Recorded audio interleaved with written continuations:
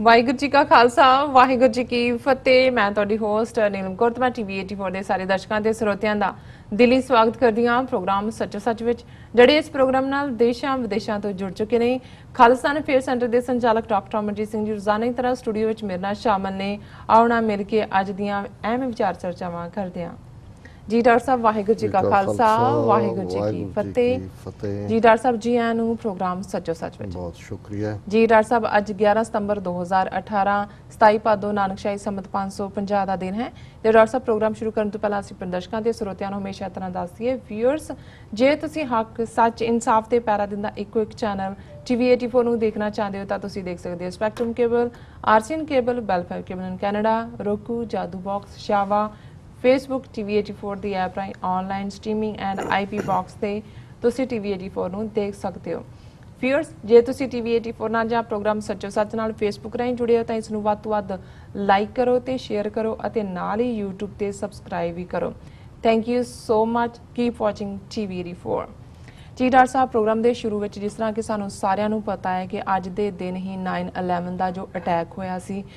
ਉਸ ਨੂੰ 17 ਸਾਲ ਹੋ ਚੁੱਕੇ ਨੇ। ਇਸ ਵਿੱਚ ਜੋ ਦਹਿਸ਼ਤਗਰਦੀ ਜੋ ਇਹ ਹਮਲਾ ਸੀ ਇਸ ਵਿੱਚ 3000 ਦੇ ਕਰੀਬ ਜਾਨਾਂ ਗਈਆਂ, ਬੇਗੁਨਾਹ ਜੋ ਸਨ ਲੋਕ ਉਹ ਮਾਰੇ ਗਏ।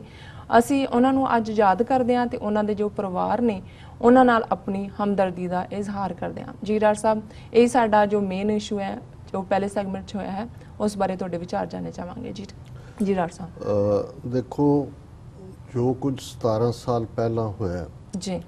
ਜੇ ਅਸੀਂ ਮਨੁੱਖੀ ਇਤਿਹਾਸ ਦਾ ਲਗਭਗ 8000 ਸਾਲ ਦਾ ਇਤਿਹਾਸ ਦੇਖੀਏ ਤੇ ਕੋਈ ਦਿਨ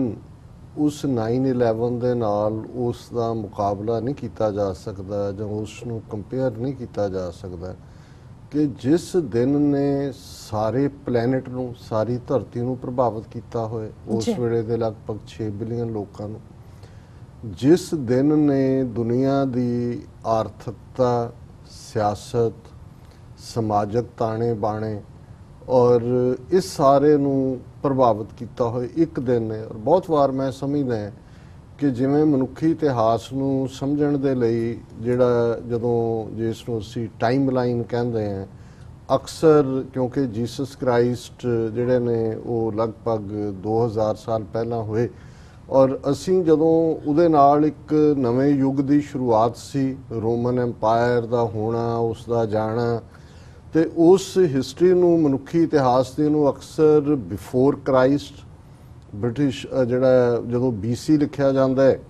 ਤੇ ਜੀਸਸ ਦੇ ਜਨਮ ਤੋਂ ਪਹਿਲਾਂ, ਔਰ ਜੀਸਸ ਦੇ ਜਨਮ ਤੋਂ ਬਾਅਦ ਦਾ 2019 ਸਾਲ ਦਾ ਜਾਂ 2018 ਸਾਲ ਦਾ ਇਤਿਹਾਸ ਉਹਨੂੰ AD ਕਿਹਾ ਜਾਂਦਾ ਹੈ, ਐਨੋ ਡੋਨੀ, ਇਨ ਦਾ ਈਅਰ ਆਫ ਆਵਰ ਲਾਰਡ। ਸੋ ਹੁਣ ਤੱਕ ਜਦੋਂ ਵੀ ਹਿਸਟਰੀ ਦੀਆਂ ਅਸੀਂ ਟਾਈਮ ਲਾਈਨਸ ਦੇਖਦੇ ਹਾਂ ਤੇ ਉਹ BC ਔਰ AD ਦੇ ਨਾਲ ਹੁੰਦਾ। ਪਰ ਮੈਂ ਸਮਝਦਾ ਹਾਂ ਵੀ 9/11 ਇੱਕ ਐਸਾ ਦਿਨ ਬਣ ਗਿਆ ਹੈ ਕਿ ਜਦੋਂ ਭਵਿੱਖ ਦੇ ਵਿੱਚ ਵੀ ਮਨੁੱਖਤਾ ਦੀ ਇਸ ਸਾਰੀ ਯਾਤਰਾ ਦੇ ਵਿੱਚ, ਜਰਨੀ ਦੇ ਵਿੱਚ, ਇਨਸਾਨੀ ਕਾਫਲੇ ਦੀ ਜਦੋਂ ਇਤਿਹਾਸ ਨੂੰ ਡਿਸਕਸ ਕੀਤਾ ਜਾਏਗਾ ਤੇ ਪ੍ਰੀ 9/11 ਵਰਲਡ ਇੱਕ ਸੰਸਾਰ ਜਿਹੜਾ 9/11 ਤੋਂ ਪਹਿਲਾਂ ਐਗਜ਼ਿਸਟ ਕਰਦਾ ਸੀ ਜੀ, ਔਰ ਕਿਵੇਂ ਇੱਕ ਦਿਨ ਦੀਆਂ ਘਟਨਾਵਾਂ ਨੇ ਸਮੁੱਚੀ ਮਨੁੱਖਤਾ ਨੂੰ ਪ੍ਰਭਾਵਿਤ ਕੀਤਾ ਔਰ 9/11 ਤੋਂ ਬਾਅਦ ਕਿਵੇਂ ਇਤਿਹਾਸ ਦੇ ਵਿਚਲੀ ਹਰ ਚੀਜ਼ ਬਦਲੀ, ਰਿਸ਼ਤੇ ਮੁਲਕਾਂ ਦੇ ਬਦਲੇ, ਨਵੇਂ ਦੁਸ਼ਮਣ ਖੜੇ ਹੋਏ ਔਰ ਕਿਵੇਂ ਜਿਹੜੀ ਨਫ਼ਰਤ ਦੀ ਅੱਗ ਦੇ ਵਿੱਚ ਜਿਸ ਨੇ ਇਹ 9/11 ਦਾ ਕਹਿਰ ਵਰਤਵਾਇਆ, ਅੱਜ ਵੀ ਅਸੀਂ 17 ਸਾਲ ਬਾਅਦ ਜਿੱਥੇ ਆ ਕੇ ਅਸੀਂ ਖੜੇ ਹਾਂ, ਜੇ ਅਸੀਂ ਦੇਖੀਏ ਕਿ ਕੀ ਉਹ ਨਫ਼ਰਤ, ਉਹ ਬਦਲਾ, ਉਹ ਤਬਾਹੀ, ਉਹ ਦਹਿਸ਼ਤਗਰਦੀ ਕੀ ਅੱਜ ਘੱਟ ਹੈ, ਤੇ ਮੈਂ ਸਮਝਦਾ ਵੀ ਜੇ ਨਿਰਪੱਖ ਤੌਰ ਤੇ ਦੇਖਿਆ ਜਾਏ ਤੇ ਅੱਜ ਅਸੀਂ ਪਹਿਲਾਂ ਨਾਲੋਂ ਵੀ ਜ਼ਿਆਦਾ ਇਨਸਿਕਿਉਰ ਹੈ as a human race, as a people. ਔਰ ਈਵਨ ਜੇ ਅਮਰੀਕਾ ਦੇ ਹਵਾਲੇ ਨਾਲ ਵੀ ਦੇਖੀਏ, ਔਰ ਕਿਉਂਕਿ ਅਸੀਂ ਸਭ ਤੋਂ ਜ਼ਿਆਦਾ ਜੇ ਇਸ ਦਿਨ ਤੋਂ ਬਾਅਦ ਜਿਸ ਨੂੰ ਅੱਜ ਹੀਟ ਕ੍ਰਾਈਮ ਕਰਕੇ ਕਿਹਾ ਜਾਂਦਾ ਹੈ ਉਸ ਦਾ ਸ਼ਿਕਾਰ ਸਿੱਖ ਅਮਰੀਕਾ ਦੇ ਵਿੱਚ ਹੋਏ ਨੇ। ਸੋ ਇਹ ਇੱਕ ਵੱਖਰਾ ਵਿਸ਼ਾ ਹੈ ਕਿ ਕਿਵੇਂ ਅਸੀਂ ਵੀ as a people, as a 30 million Sikh nation ਇਸ ਸਾਰੇ ਨੂੰ ਜਿਹੜਾ ਹੈ ਉਸ ਸਦਮੇ ਨੂੰ ਵੀ ਹੰਡਾਇਆ ਜਿਹੜਾ ਕਿ ਅਮਰੀਕਨ ਹੋਣ ਦੇ ਨਾਤੇ ਜੋ ਕੁਝ ਅਮਰੀਕਾ ਦੀ ਧਰਤੀ ਤੇ ਵਾਪਰਿਆ ਔਰ ਲਗਭਗ 3000 ਦੇ ਕਰੀਬ ਲੋਕ, ਕਿਉਂਕਿ बेशक इस बारे इन्नी कुछ जानकारी जिहड़ी अवेलेबल है कि मैं उस दे बिल्कुल हेयर स्प्लिटिंग डिटेल्स दे विच नहीं जावांगा, पर ज़ाहिर है कि मुढ़ले तौर ते एक रिवीजन दे तौर ते 9 ਜਿਹੜਾ ਉਹ ਸਤੰਬਰ ਨੂੰ 2001 ਦੇ ਵਿੱਚ ਜਦੋਂ ਕਿ ਅਮਰੀਕਾ 'ਚ ਪ੍ਰੈਜ਼ੀਡੈਂਟ ਬੁਸ਼ ਜਿਹੜੇ ਨੇ ਅਜੇ ਲਗਭਗ 1 ਸਾਲ ਪਹਿਲਾਂ ਹੀ ਪ੍ਰੈਜ਼ੀਡੈਂਟ ਬਣੇ ਸਨ, ਉਸ ਦਿਨ ਜਿਹੜਾ ਅਭਾਗੇ ਦਿਨ ਅਨਫੋਰਚੂਨੇਟ ਡੇ ਦੇ ਮੌਕੇ ਦੇ ਉੱਤੇ 4 ਜਹਾਜ਼ ਜਿਹੜੇ ਨੇ ਉਹ ਡਿਫਰੈਂਟ 에ਅਰਲਾਈਨਸ ਦੇ ਅਗਵਾ ਹੋਏ। ਉਹਨਾਂ ਦੇ ਜਿਹੜੇ ਨੇ 4 ਡਿਫਰੈਂਟ ਟਾਰਗੇਟ ਸਨ ਔਰ ਲਗਭਗ 19 ਦੇ ਕਰੀਬ ਜਿਹੜੇ ਹਾਈਜੈਕਰ ਨੇ ਜਿਨ੍ਹਾਂ ਚੋਂ ਜ਼ਿਆਦਾ ਦਾ ਸੰਬੰਧ ਸਾਊਦੀ ਅਰੇਬੀਆ ਔਰ ਇਜਿਪਟ ਦੇ ਨਾਲ ਸੀ, ਉਹਨਾਂ ਨੇ ਉਹ 4 ਜਹਾਜ਼ ਜਿਹੜੇ ਨੇ ਉਹ ਹਾਈਜੈਕ ਕੀਤੇ। 2 ਜਹਾਜ਼ ਜਿਹੜੇ ਨੇ ਉਹ ਟਵਿਨ ਟਾਵਰਸ ਜਿਹੜਾ ਕਿ ਅਮਰੀਕਾ ਦਾ ਬਿਜ਼ਨਸ ਪ੍ਰਾਈਡ ਸੀ ਔਰ ਅੱਜ ਵੀ ਹੈ, ਉਸ ਦੇ ਉੱਤੇ ਇੱਕ ਤੋਂ ਬਾਅਦ ਇੱਕ ਜਿਹੜਾ ਉਹ ਹਿੱਟ ਹੋਇਆ।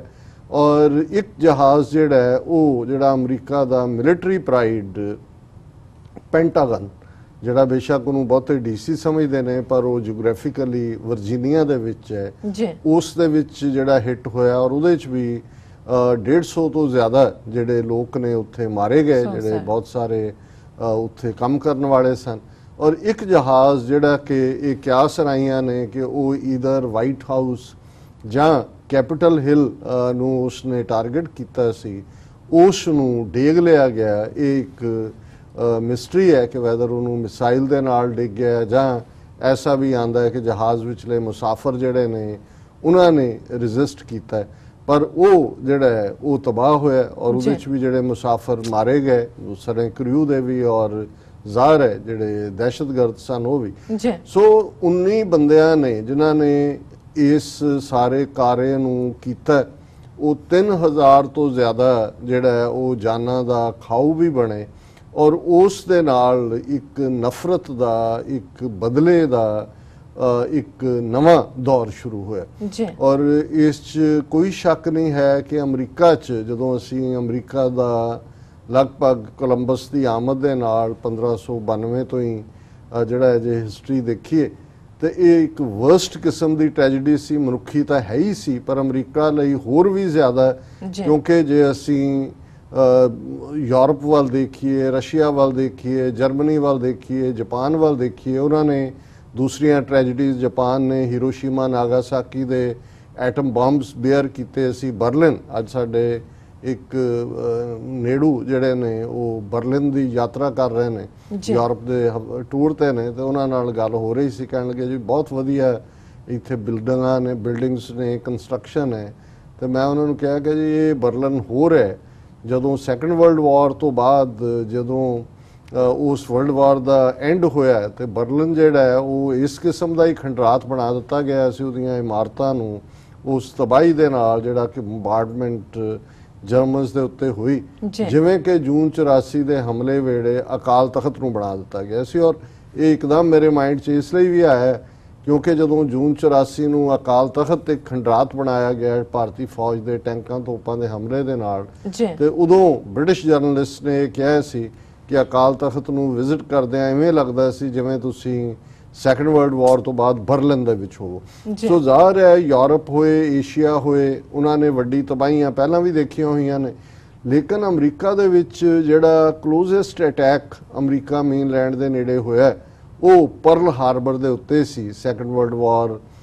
ਦੇ ਉਸ ਲਗਭਗ ਜਦੋਂ 2 ਸਾਲ ਲੰਘ ਚੁੱਕੇ ਸੀ, ਅਮਰੀਕਾ ਨਿਊਟਰਲ ਸੀ, ਅਜੇ ਕਿਸੇ ਧਿਰ ਦੇ ਨਾਲ ਨਹੀਂ ਸੀ ਖੜਾ, ਲੇਕਿਨ ਪਰਲ ਹਾਰਬਰ ਜਦੋਂ ਕਿ ਉਹਨਾਂ ਨੇ ਜਾਪਾਨੀਆਂ ਨੇ ਅਟੈਕ ਕੀਤਾ ਔਰ ਬਹੁਤ ਸਾਰੇ ਜਹਾਜ਼ ਸਿੰਕ ਕੀਤੇ, ਬਹੁਤ ਸਾਰੇ ਲੋਕ ਮਾਰੇ ਗਏ ਔਰ ਉਸ ਤੋਂ ਬਾਅਦ ਅਮਰੀਕਾ ਨੇ ਸੈਕੰਡ ਵਰਲਡ ਵਾਰ ਜੁਆਇਨ ਕੀਤਾ। ਪਰ ਪਰਲ ਹਾਰਬਰ ਜੇ ਅੱਜ ਵੀ ਦੇਖੋ ਤੇ ਬਹੁਤ ਸਾਰਿਆਂ ਨੂੰ ਪਤਾ ਵੀ ਨਹੀਂ ਹੋਏਗਾ ਕਿ ਪਰਲ ਹਾਰਬਰ ਦਾ ਕੋਈ ਅਮਰੀਕਾ ਦੇ ਨੇੜੇ ਤੇੜੇ ਹੈ। ਪਰ ਇਹ ਤਿੰਨੋਂ ਹੀ ਜਿਹੜੇ ਹਮਲੇ ਨੇ ਉਹ ਇਸ ਕਦਰ ਦੋਨੋਂ ਟਵਿਨ ਟਾਵਰਸ ਦੇ ਔਰ ਪੈਂਟਾਗਨ ਦੇ ਉੱਤੇ, ਇਹ ਅਮਰੀਕਾ ਦੇ ਹਾਰਟਲੈਂਡ ਦੇ ਉੱਤੇ ਹੀ ਨਹੀਂ ਸਨ। ਔਰ ਇੱਕ ਇਹਦੇ 'ਚ ਇਹ ਵੀ ਹੈ, ਜਦੋਂ ਮੈਂ ਕਿਹਾ ਵੀ ਸਾਰੀ ਦੁਨੀਆ ਪ੍ਰਭਾਵਿਤ ਹੋਈ, ਜੇ ਅਸੀਂ ਵਰਲਡ ਟ੍ਰੇਡ ਸੈਂਟਰ ਦੀ ਗੱਲ ਕਰੀਏ ਉਸ ਦੇ ਵਿੱਚ 150 ਤੋਂ ਜ਼ਿਆਦਾ ਦੇਸ਼ਾਂ ਦੇ ਸਿਟੀਜ਼ਨ ਸਨ, ਕਿਉਂਕਿ ਉਹ ਸਾਰੇ ਹੀ ਲੋਕ, ਔਰ ਉਹਦੇ 'ਚ ਜੇ ਤੁਸੀਂ ਇਸ ਮੈਮੋਰੀਅਲ ਨੂੰ ਵਿਜ਼ਿਟ ਕਰੋ ਤੇ ਫਿਰ ਅਸੀਂ ਦੇਖਦੇ ਹਾਂ ਕਿ ਕਿਵੇਂ ਉਹਦੇ ਚ ਮਾਸੂਮ ਜਿਹੜੇ ਨੇ ਬੱਚੇ ਵੀ ਨੇ, ਉਹਨਾਂ ਦੇ ਵਿੱਚ ਜਿਹੜੇ ਨੇ ਉਹ ਹਰ ਦੇਸ਼ ਦੇ ਉਹ ਨਾਗਰਿਕ ਜਿਹੜੇ ਕਿ ਜਿਨ੍ਹਾਂ ਦੇ ਸਾਹਮਣੇ ਆਪਣੇ ਕਰੀਅਰ ਸਨ ਔਰ ਉਹਨਾਂ ਦਾ ਜਿਹੜਾ ਕਿਸੇ ਗੱਲ ਨਾਲ ਵੀ ਲਾਗਾ ਦੇਗਾ ਨਹੀਂ ਸੀ ਕਿ ਅਮਰੀਕਾ ਦੀਆਂ ਕੀ ਨੀਤੀਆਂ ਨੇ ਜਾਂ ਦੁਨੀਆ ਦੀਆਂ ਕੀ ਨੀਤੀਆਂ ਨੇ। ਸੋ ਇਹ ਵੀ ਇੱਕ ਵੱਡਾ ਕਾਰਨ ਸੀ ਕਿ ਜਦੋਂ ਦੋ ਸੰਸਾਰ ਯੁੱਧਾਂ ਦੀ ਗੱਲ ਕਰਦੇ ਹਾਂ, ਕਰੋੜਾਂ ਲੋਕ ਮਾਰੇ ਗਏ ਔਰ ਜ਼ਾਹਰ ਹੈ ਸ਼ੋਲਜਰਸ ਦੇ ਨਾਲ ਲੜਦੇ ਨੇ, ਜਹਾਜ਼ ਜੇ ਉਧਰਲੇ ਜਹਾਜ਼ ਇਧਰ ਬੰਬਾਰੀ ਕਰਦੇ ਸੀ, ਦੂਸਰੇ ਉਧਰ ਕਰਦੇ ਸੀ, ਤਬਾਹੀ ਦੋਨੋਂ ਪਾਸੇ ਸੀ। ਲੇਕਿਨ ਜਦੋਂ ਅਸੀਂ ਇਨੋਸੈਂਟਸ ਦੇ ਮਾਰੇ ਜਾਣ ਦੀ ਗੱਲ ਕਰਦੇ ਔਰ ਅਕਸਰ ਜਦੋਂ ਅਸੀਂ ਅੱਜ ਇਸ ਦੁਖਾਂਤ ਦੀ ਗੱਲ ਕਰ ਰਹੇ ਹਾਂ ਔਰ ਸਾਰੇ ਜਿਹੜੇ ਮਾਰੇ ਗਏ ਬੇਗੁਨਾਹ ਨੇ ਉਹਨਾਂ ਨੂੰ ਅਸੀਂ ਆਪਣੀਆਂ ਯਾਦਾਂ 'ਚ ਲਿਆ ਰਹੇ ਹਾਂ, ਤਾਂ ਜ਼ਾਹਰ ਹੈ ਕਿ ਅੱਜ ਵੀ ਇਸ ਵਾਕਿਆ ਦੇ ਉੱਤੇ ਯੂਨਾਈਟਿਡ ਸਿਕਸ ਨੇ ਬੜਾ ਚੰਗਾ ਐਫਰਟ ਕਰਦੇ ਆ। ਉਸ 9/11 ਮੈਮੋਰੀਅਲ ਦੇ ਉੱਤੇ ਉਹਨਾਂ ਦੀ ਪੂਰੀ ਟੀਮ ਪਹੁੰਚੀ ਫੁੱਲਾਂ ਦੀਆਂ ਬਕਟਸ ਲੈ ਕੇ ਔਰ ਉਹਦੇ ਨਾਲ ਉਹਨਾਂ ਦਰਸ਼ਕ ਸਕਰੀਨ ਦੇ ਉੱਤੇ ਉਹ ਪਿਕਚਰਸ ਦੇਖ ਸਕਦੇ ਨੇ ਕਿ ਕਿਵੇਂ ਉਹਨਾਂ ਨੇ ਉਹ ਫਲਾਵਰਸ ਜਿਹੜੇ ਨੇ ਉਹ ਬਾਕੀ ਵੀ ਜਿਹੜੇ ਲੋਕ ਉੱਥੇ ਵਿਜ਼ਿਟ ਕੀਤੇ ਸੀ ਵੰਡੇ, ਉੱਥੇ ਉਹਨਾਂ ਨੇ ਜਿਹੜੀ ਆਪਣੀ ਜਿਹੜੀ ਅਰਦਾਸ ਦੇ ਨਾਲ ਉਹਨਾਂ ਨੂੰ ਯਾਦ ਕੀਤਾ। ਔਰ ਇਹ ਇੱਕ ਜਦੋਂ ਅਸੀਂ ਦੋ ਵੇਲੇ ਦੀ ਅਰਦਾਸ 'ਚ ਨਾਨਕ ਨਾਮ ਚੜ੍ਹਦੀ ਕਲਾ ਤੇਰੇ ਭਾਣੇ ਸਰਬੱਤ ਦਾ ਭਲਾ ਮੰਗਦੇ ਤੇ ਫਿਰ ਇਹ ਸਾਡਾ ਫਰਜ਼ ਹੈ ਕਿ ਜਿੱਥੇ ਜਿੱਥੇ ਵੀ ਅਸੀਂ ਜਦੋਂ ਕਿਤੇ ਵੀ ਬੇਗੁਨਾਹ ਮਾਰਿਆ ਜਾਂਦਾ ਔਰ ਜਦੋਂ ਦੁਨੀਆ ਦੇ ਵਿੱਚ ਅੱਜ ਤੋਂ 5 ਸਦੀਆਂ ਪਹਿਲਾਂ ਵੀ ਨਫ਼ਰਤ ਔਰ ਵੱਡੇ ਵੱਡੇ ਸਾਮਰਾਜ, ਵੱਡੇ ਵੱਡੇ ਰਾਜੇ ਰਾਣੇ, ਹਮਲਾਵਰ, ਲੁੱਟਾਂ ਖੋਹਾਂ, ਔਰਤਾਂ ਦੇ ਉੱਤੇ ਜ਼ੁਲਮ, ਉਹਨਾਂ ਨੂੰ ਅਗਵਾ ਕਰਨਾ, ਬੱਚਿਆਂ ਨੂੰ ਮਾਰਨਾ ਕਰਦੇ ਸੀ ਤੇ ਬਾਬਾ ਨਾਨਕ ਜਿਨ੍ਹਾਂ ਨੇ ਮੈਂ ਸਮਝਦਾ ਹਾਂ ਵੀ ਧਰਮਾਂ ਦੀ ਦੁਨੀਆ ਦੇ ਵਿੱਚ ਵੀ ਔਰ ਸਾਡੇ ਲਈ ਵੀ ਸਿੱਖਾਂ ਦੇ ਨਾਤੇ ਉਹ ਸਾਨੂੰ ਉਹਨਾਂ ਨੇ ਜਿਹੜਾ ਉਹ ਸੈੱਟ ਕੀਤਾ ਸਾਡਾ ਨਿਸ਼ਾਨਾ ਕਿ ਜਦੋਂ ਗੁਰੂ ਸਾਹਿਬ ਨੇ ਫਰਮਾਇਆ ਸੀ ਕਿ ਜੇ ਸਖਤਾ ਸਖਤੇ ਕੋ ਮਾਰੇ ਤਾਂ ਮਨ ਰੋਸ ਨਾ ਹੋਈ, ਕਿ ਜੇ ਦੋ ਤਾਕਤਵਰ ਆਪਸ ਦੇ ਵਿੱਚ ਭਿੜਦੇ ਨੇ, ਇੱਕ ਜਿਹੜਾ ਤਾਕਤਵਰ ਦੂਸਰੇ ਨੂੰ ਢਾ ਲੈਂਦਾ ਹੈ, ਮਾਰ ਦਿੰਦਾ ਹੈ, ਗੁਰੂ ਸਾਹਿਬ ਕਹਿੰਦੇ ਨੇ ਕੋਈ ਉਸ ਦਾ ਰੋਸ ਨਹੀਂ ਹੈ, ਉਸ ਦੇ ਉੱਤੇ ਕੋਈ ਗਿਲਾ ਨਹੀਂ ਹੈ। ਪਰ ਸਖਤਾ ਸੀਹੋ ਮਾਰੇ ਪੈ ਵਗੇ ਖਸਮੈ ਸੌ ਪਰਸਾਈ, ਕਿ ਜੇ ਇੱਕ ਧਿਰ ਜਿਹੜੀ ਹੈ ਉਹ ਇੱਕ ਸ਼ੇਰ ਵਾਂਗ ਸ਼ੀਂਹ ਵਾਂਗ ਬੇਗੁਨਾਹ ਲੋਕਾਂ ਦੇ ਇੱਜੜ ਦੇ ਉੱਤੇ ਝਪਟੇ ਔਰ ਉਹਨਾਂ ਦੇ ਉੱਤੇ ਜ਼ੁਲਮ ਹੋਣ ਤੇ ਇਹ ਜਿਹੜਾ ਹੈ ਫਿਰ ਇਹ ਜਿਹੜਾ ਉਸ ਦਾ ਮਾਲਕ ਹੈ ਉਹ ਇਹਦੇ ਲਈ ਅਕਾਊਂਟੇਬਲ ਹੈ, ਜਵਾਬਦੇਹ ਹੈ। ਇਸ ਲਈ ਗੁਰੂ ਸਾਹਿਬ ਦਾ ਇਹ ਸ਼ਬਦ ਜਿਹੜਾ ਅਕਸਰ ਅਸੀਂ ਵੈਰਾਗ ਦੇ ਵਿੱਚ ਸੁਣਦੇ ਹਾਂ, ਪੜ੍ਹਦੇ ਹਾਂ, ਇਤੀ ਮਾਰ ਪਈ ਕੁਰਲਾਣੇ ਤੈਂਕੀ ਦਰਦ ਨਾ ਆਇਆ। ਹੁਣ ਇਹ ਰੱਬ ਦੀ ਦਰਗਾਹ ਦੇ ਵਿੱਚ ਅਰਜ਼ੋਈ ਹੈ ਕਿ ਵੀ ਇੰਨੀ ਪੀੜ, ਇੰਨੇ ਦਰਦ ਔਰ ਜਦੋਂ ਅਸੀਂ ਇਸ ਸਾਰੇ ਨੂੰ ਦੇਖਦੇ ਹਾਂ ਵੀ ਗੁਰੂ ਨਾਨਕ ਸਾਹਿਬ ਦਾ ਹੀ ਫਰਮਾਨ ਹੈ ਕਿ ਜਿਨ ਕੇ ਬੰਕੇ ਘਰੀ ਨਾ ਆਇਆ ਤਿੰਨ ਕਿਮ ਰਹਿਣ ਵਿਹਾਣੀ, ਕਿ ਜਿਨ੍ਹਾਂ ਦੇ ਸੋਹਣੇ ਘਰ ਨਹੀਂ ਪਰਤੇ ਸ਼ਾਮ ਨੂੰ। ਹੁਣ ਜਿਹੜੇ ਵਰਲਡ ਟ੍ਰੇਡ ਸੈਂਟਰ 'ਚ ਕੰਮਾਂ ਦੇ ਉੱਤੇ ਆਏ ਉਹਨਾਂ ਦੇ ਘਰ ਮਾਂ ਪਿਓ ਪਤਨੀ ਪਤੀ ਬੇਟਾ ਬੇਟੀ ਬੱਚੇ ਜਿਹੜੇ ਨੇ ਉਹ ਉਡੀਕਦੇ ਨੇ ਕਿ ਭਾਈ ਸ਼ਾਮ ਨੂੰ ਆਉਣਾ, ਪਰ ਜਿਨ ਕੇ ਬੰਕੇ ਘਰ ਜਿਨ੍ਹਾਂ ਦੇ ਸੋਹਣੇ ਰਾਤ ਘਰੀ ਨਹੀਂ ਪਰਤੇ ਉਹਨਾਂ ਦੀ ਰਾਤ ਕਿਵੇਂ ਗੁਜ਼ਰੀ ਹੋਏਗੀ। ਸੋ ਜ਼ਾਹਰ ਹੈ ਵੀ ਇਸ ਸਾਰੇ ਦਾ ਜਿਹੜਾ ਮਨੁੱਖੀ ਆਸਪੈਕਟ ਹੈ ਇਰਰਿਸਪੈਕਟਿਵ ਆਫ ਕਿ ਉਹਦਾ ਰੀਜ਼ਨ ਕੀ ਹੈ, ਉਹਦੇ ਪੋਲੀਟੀਕਲ ਰੀਜ਼ਨਸ ਕੀ ਨੇ, ਜਾਂ ਇਸ ਸਾਰੇ ਦਾ ਜਿਹੜਾ ਆਰਕੀਟੈਕਟ ਮਾਸਟਰਮਾਈਂਡ ਅਲ ਕਾਇਦਾ ਉਹਦਾ ਮੁਖੀ ਓਸਾਮਾ ਬਿਨ ਲੈਡਨ ਉਹਨੇ 2002 ਚ ਕੀ ਕਿਹਾ ਕਿ ਜੀ ਅਮਰੀਕਾ ਦੀਆਂ ਨੀਤੀਆਂ ਸੋਮਾਲੀਆ ਔਰ ਇਜ਼ਰਾਈਲ ਔਰ ਫਲਾਣਾ, ਇਹ ਬਿਸਾਈਡਸ ਦਾ ਪੁਆਇੰਟ ਹੈ ਮੈਂ ਸਮਝਦਾ। ਔਰ ਇਹ ਸਿਰਫ ਇਸ 9/11 ਦੇ ਉੱਤੇ ਨਹੀਂ, ਸਾਡੀ ਇਹ ਕੰਸਿਸਟੈਂਟ ਜਿੰਨੀ ਦੇਰ ਤੋਂ ਸਤਿਗੁਰੂ ਨੇ ਮੈਨੂੰ ਇਸ ਪਾਸੇ ਤੋਰਿਆ, ਮੈਂ ਪਿਛਲੇ 30 ਸਾਲ ਤੋਂ ਬੇਸ਼ੱਕ ਉਹ ਸਾਡੀਆਂ ਤਰ੍ਹਾਂ ਵੀ ਸਨ ਜਿਹੜੀਆਂ ਸਟਰਗਲ ਕਰਨ ਵਾਲੀਆਂ, ਮੈਂ ਹਮੇਸ਼ਾ ਇਹ ਸਮਝਦਾ ਵੀ ਜਿਹੜਾ ਪੈਰਾਮੀਟਰ ਜਿਹੜੇ ਬਾਅਦ ਦੇ ਵਿੱਚ ਤੇ ਇਹਨਾਂ ਦੇ ਤਾਂ ਜਿਹੜੇ ਜਨੀਵਾ ਪ੍ਰੋਟੋਕਾਲ ਜਾਂ ਪ੍ਰਿਜ਼ਨਰ ਆਫ ਵਾਰ ਤੇ ਇਨੋਸੈਂਟ ਕੌਣ ਹੈ ਕੌਣ ਨਹੀਂ ਹੈ ਜਾਂ ਕੰਬੈਟ ਦੇ ਵਿੱਚ ਕੌਣ ਹੈ ਤਾਂ ਹੁਣ ਬਣੇ ਨੇ, ਕੋਈ 40 ਸਾਲ ਪਹਿਲਾਂ ਕੋਈ 50 ਸਾਲ ਪਹਿਲਾਂ, ਪਰ ਸਾਡੇ ਲਈ ਜਿਹੜਾ ਪ੍ਰੋਟੋਕਾਲ ਹੈ ਜਨੀਵਾ ਪ੍ਰੋਟੋਕਾਲ ਤੋਂ ਮਚ ਬਿਫੋਰ ਉਹ ਗੁਰੂ ਨਾਨਕ ਸਾਹਿਬ ਨੇ ਲੇ ਡਾਊਨ ਕਰ ਦਿੱਤਾ ਸੀ ਕਿ ਕਿਸੇ ਵੀ ਹਾਲਤ ਦੇ ਵਿੱਚ ਕਿਤੇ ਵੀ ਬੇਗੁਨਾਹ ਦਾ ਮਾਰਿਆ ਜਾਣਾ ਔਰ ਇਹ ਪੀੜ ਕੱਲੀ ਉਸ ਸੋਲਜਰਸ ਤੱਕ ਦੇ ਬੇਗੁਨਾਹ ਹੋਣ ਦੀ ਨਹੀਂ ਹੈ, ਇਹ ਈਵਨ ਜਦੋਂ ਗੁਰੂ ਸਾਹਿਬ ਨੇ ਉਸ ਵੇਲੇ ਦੀ ਹਮਲਾਵਰ ਫੌਜ ਬਾਬਰ ਦੀ ਉਹਦੇ ਜ਼ੁਲਮਾਂ ਦੀ ਗੱਲ ਕੀਤੀ ਸੀ ਤਾਂ ਉਦੋਂ ਵੀ ਗੁਰੂ ਸਾਹਿਬ ਨੇ ਫਰਮਾਇਆ ਸੀ ਕਿ ਭਾਈ ਮੁਸਲਮਾਨੀਆਂ ਪੜੇ ਕਤੀਬਾਂ ਕਸ਼ਟ ਮੇ ਕਰੇ ਖੁਦਾਏ ਵੇ ਲਾਲੋ ਜਾਤ ਸਨਾਤੀ ਹੋਰ ਹਿੰਦਵਾਣੀਆਂ ਇਹ ਵੀ ਲੇਖੇ ਲਾਏ ਵੇ ਲਾਲੋ। ਤੇ ਫਿਰ ਇਹ ਫਰਮਾਇਆ ਸੀ ਸੱਚ ਕੀ ਬਾਣੀ ਨਾਨਕ ਆਖੇ ਸੱਚ ਸੁਣਾਏ ਸੀ ਸੱਚ ਕੀ ਬੇਲਾ। ਔਰ ਉਹਦੇ 'ਚ ਜੇ ਹਿੰਦੂ ਇਸਤਰੀਆਂ ਦੀ ਗੱਲ ਕਰਨ ਤੋਂ ਪਹਿਲਾਂ ਮੁਸਲਮਾਨ ਇਸਤਰੀਆਂ ਜਿਹੜੀਆਂ ਕਿ ਉਹਨਾਂ ਦੀਆਂ ਤੁਰਕਾਂ ਦੀਆਂ ਫੌਜਾਂ ਦੇ ਜ਼ੁਲਮਾਂ ਦਾ ਸ਼ਿਕਾਰ ਹੋ ਰਹੀਆਂ ਸੀ, ਹਾਲਾਂ ਉਹੀ ਮੁਸਲਮਾਨ ਉੱਥੇ ਵੀ ਮਜ਼ਹਬ ਸੀ, ਕੋਈ ਬਾਬਰ ਨੇ ਕੋਈ ਹਿੰਦੂ ਸਾਮਰਾਟ ਦੇ ਖਿਲਾਫ ਲੜਾਈ ਨਹੀਂ ਲੜੀ, ਪਠਾਣਾਂ ਦਾ ਰਾਜ ਸੀ। ਔਰ ਉਹੀ ਪਠਾਨ ਔਰਤਾਂ ਜਿਨ੍ਹਾਂ ਬਾਰੇ ਗੁਰੂ ਸਾਹਿਬ ਨੇ ਕਿਹਾ ਕਿ ਭਾਈ ਜਿਹੜੀਆਂ ਕਿਸ ਕਦਰ ਕਿਸ ਸ਼ਾਨੋ ਸ਼ੌਕਤ 'ਚ ਰਹਿੰਦੀਆਂ ਸੀ, ਹੁਣ ਇਹ ਹੈ ਕਿ ਭਾਈ ਹੁਣ ਉਹ ਜਿਹੜੀ ਹੈ ਉਹਨਾਂ ਦੇ ਸਿਰ ਮੁੰਨੇ ਹੋਏ ਨੇ, ਕਿਵੇਂ ਉਹ ਧੂੜ ਦੇ ਵਿੱਚ ਜਿਹੜੀਆਂ ਨੇ ਲੋਟ-ਪੋਟ ਉਹਨਾਂ ਨੂੰ ਘੜੀਸਿਆ ਜਾ ਰਿਹਾ। ਸੋ ਇਹ ਬੇਗੁਨਾਹ ਦੇ ਨਾਲ ਖਲੋਣ ਦੀ ਗੱਲ ਇਹ ਗੁਰੂ ਨਾਨਕ ਸਾਹਿਬ ਨੇ ਸਾਡੀ ਪ੍ਰੋਗਰਾਮਿੰਗ 'ਚ ਰੱਖੀ ਹੋਈ ਹੈ। ਸੋ ਮੈਂ ਸਮਝਦਾ ਵੀ ਅਸੀਂ ਜੋ ਕੁਝ ਉਸ ਤੋਂ 9/11 ਨੂੰ ਹੋਇਆ ਜੀ ਔਰ ਅੱਜ ਵੀ ਜੋ ਹੋ ਰਿਹਾ ਕਿਤੇ ਵੀ, ਭਾਵੇਂ ਉਸ ਦਾ ਦੂਸਰਾ ਪੱਖ ਰਿਵੈਂਜ ਉਹਦੇ ਥੱਲੇ ਜ਼ਾਹਰ ਹੈ ਕਿ ਇਸ ਮਾਮਲੇ ਦੇ ਉੱਤੇ, ਕਿਉਂਕਿ ਇਸ ਵਰਲਡ ਟ੍ਰੇਡ ਸੈਂਟਰ ਦੇ ਵਿੱਚ ਜਿਵੇਂ ਮੈਂ ਕਿਹਾ ਵੀ 150 ਤੋਂ ਜ਼ਿਆਦਾ ਦੇਸ਼ਾਂ ਦੇ ਨਾਗਰਿਕ ਮਾਰੇ ਗਏ ਸਨ। ਸੋ ਅਮਰੀਕਨ ਨੀਤੀ ਘਾੜਿਆਂ ਦੇ ਲਈ ਕੋਈ ਦਿੱਕਤ ਨਹੀਂ ਹੋਈ ਕਿ ਉਹਨਾਂ ਨੇ ਇੱਕ ਕੰਸੈਂਸਸ ਬਿਲਡ ਕਰਕੇ ਔਰ ਫਿਰ ਕਿਉਂਕਿ ਉਸਾਮਾ ਬਿਨ ਲੈਡਨ ਜਿਹੜਾ ਉਹ ਅਫਗਾਨਿਸਤਾਨ ਦੇ ਵਿੱਚ ਉਸਨੇ ਪਨਾਹ ਲਈ ਹੋਈ ਸੀ, ਉਸ ਦੀ ਆਰਗੇਨਾਈਜੇਸ਼ਨ ਵੀ ਅਲ-ਕਾਇਦਾ ਔਰ ਉੱਥੇ ਤਾਲਿਬਾਨ ਦੀ ਹਕੂਮਤ ਸੀ। ਸੋ ਉਹਨਾਂ ਨੇ ਪ੍ਰੋਪਰ ਤਰੀਕੇ ਦੇ ਨਾਲ ਉਹਨਾਂ ਤੋਂ ਮੰਗ ਕੀਤੀ ਕਿ ਭਾਈ ਇਹ ਦੋਸ਼ੀ ਹੈ ਸਾਡੇ ਹਵਾਲੇ ਕਰੋ। ਤਾਂ ਉਹਨਾਂ ਦੇ ਆਪਣੇ ਟਰਾਈਬਲ ਔਰ ਦੂਜੇ ਜਿਹੜੇ ਨੇ ਉਹਦੇ ਥੱਲੇ ਉਹਨਾਂ ਨੇ ਜਿਹੜਾ ਇਨਕਾਰ ਕੀਤਾ। ਸੋ ਜ਼ਾਹਰ ਹੈ ਕਿ ਉਸ ਤੋਂ ਬਾਅਦ ਜੋ ਫਿਰ ਅਗਲੇ 10 ਸਾਲ 'ਚ ਉੱਥੇ ਹੋਇਆ, ਕਿਉਂਕਿ ਮੈਂ 10 ਸਾਲ ਇਸ ਲਈ ਕਿਹਾ ਕਿ 9/11 ਤੋਂ ਬਾਅਦ 2 ਮਈ 2011 ਨੂੰ ਉਸਾਮਾ ਬਿਨ ਲੈਡਨ ਪਾਕਿਸਤਾਨ ਦੇ ਐਬਟਾਬਾਦ ਸ਼ਹਿਰ ਦੇ ਵਿੱਚ ਮਾਰਿਆ ਗਿਆ। ਔਰ ਹੁਣ ਉਸ ਦੇ ਉੱਤੇ ਕਈ ਕਿਤਾਬਾਂ ਨੇ, ਪਿਛਲੇ ਦਿਨਾਂ 'ਚ ਹੀ ਉਸ ਦੀ ਜਿਹੜੀ ਚੌਥੀ ਬੇਗਮ ਉਸਾਮਾ ਦੀ ਜਿਹੜੀ ਉਸ ਅਮਰੀਕੀ ਹਮਲੇ ਵੇਲੇ ਉਹਦੇ ਨਾਲ ਸੀ ਆਪਣੇ ਬੱਚਿਆਂ ਦੇ ਨਾਲ, ਉਹਦੇ ਇੰਟਰਵਿਊ ਤੇ ਬੇਸਡ ਇੱਕ ਕਿਤਾਬ ਵੀ ਆਈ ਹੈ। ਪਰ ਇਹਦੇ 'ਚ ਕੋਈ ਸ਼ੱਕ ਨਹੀਂ ਹੈ ਕਿ 10 ਸਾਲ ਜਿਹੜਾ ਉਸਾਮਾ ਨੇ ਜਿੱਥੇ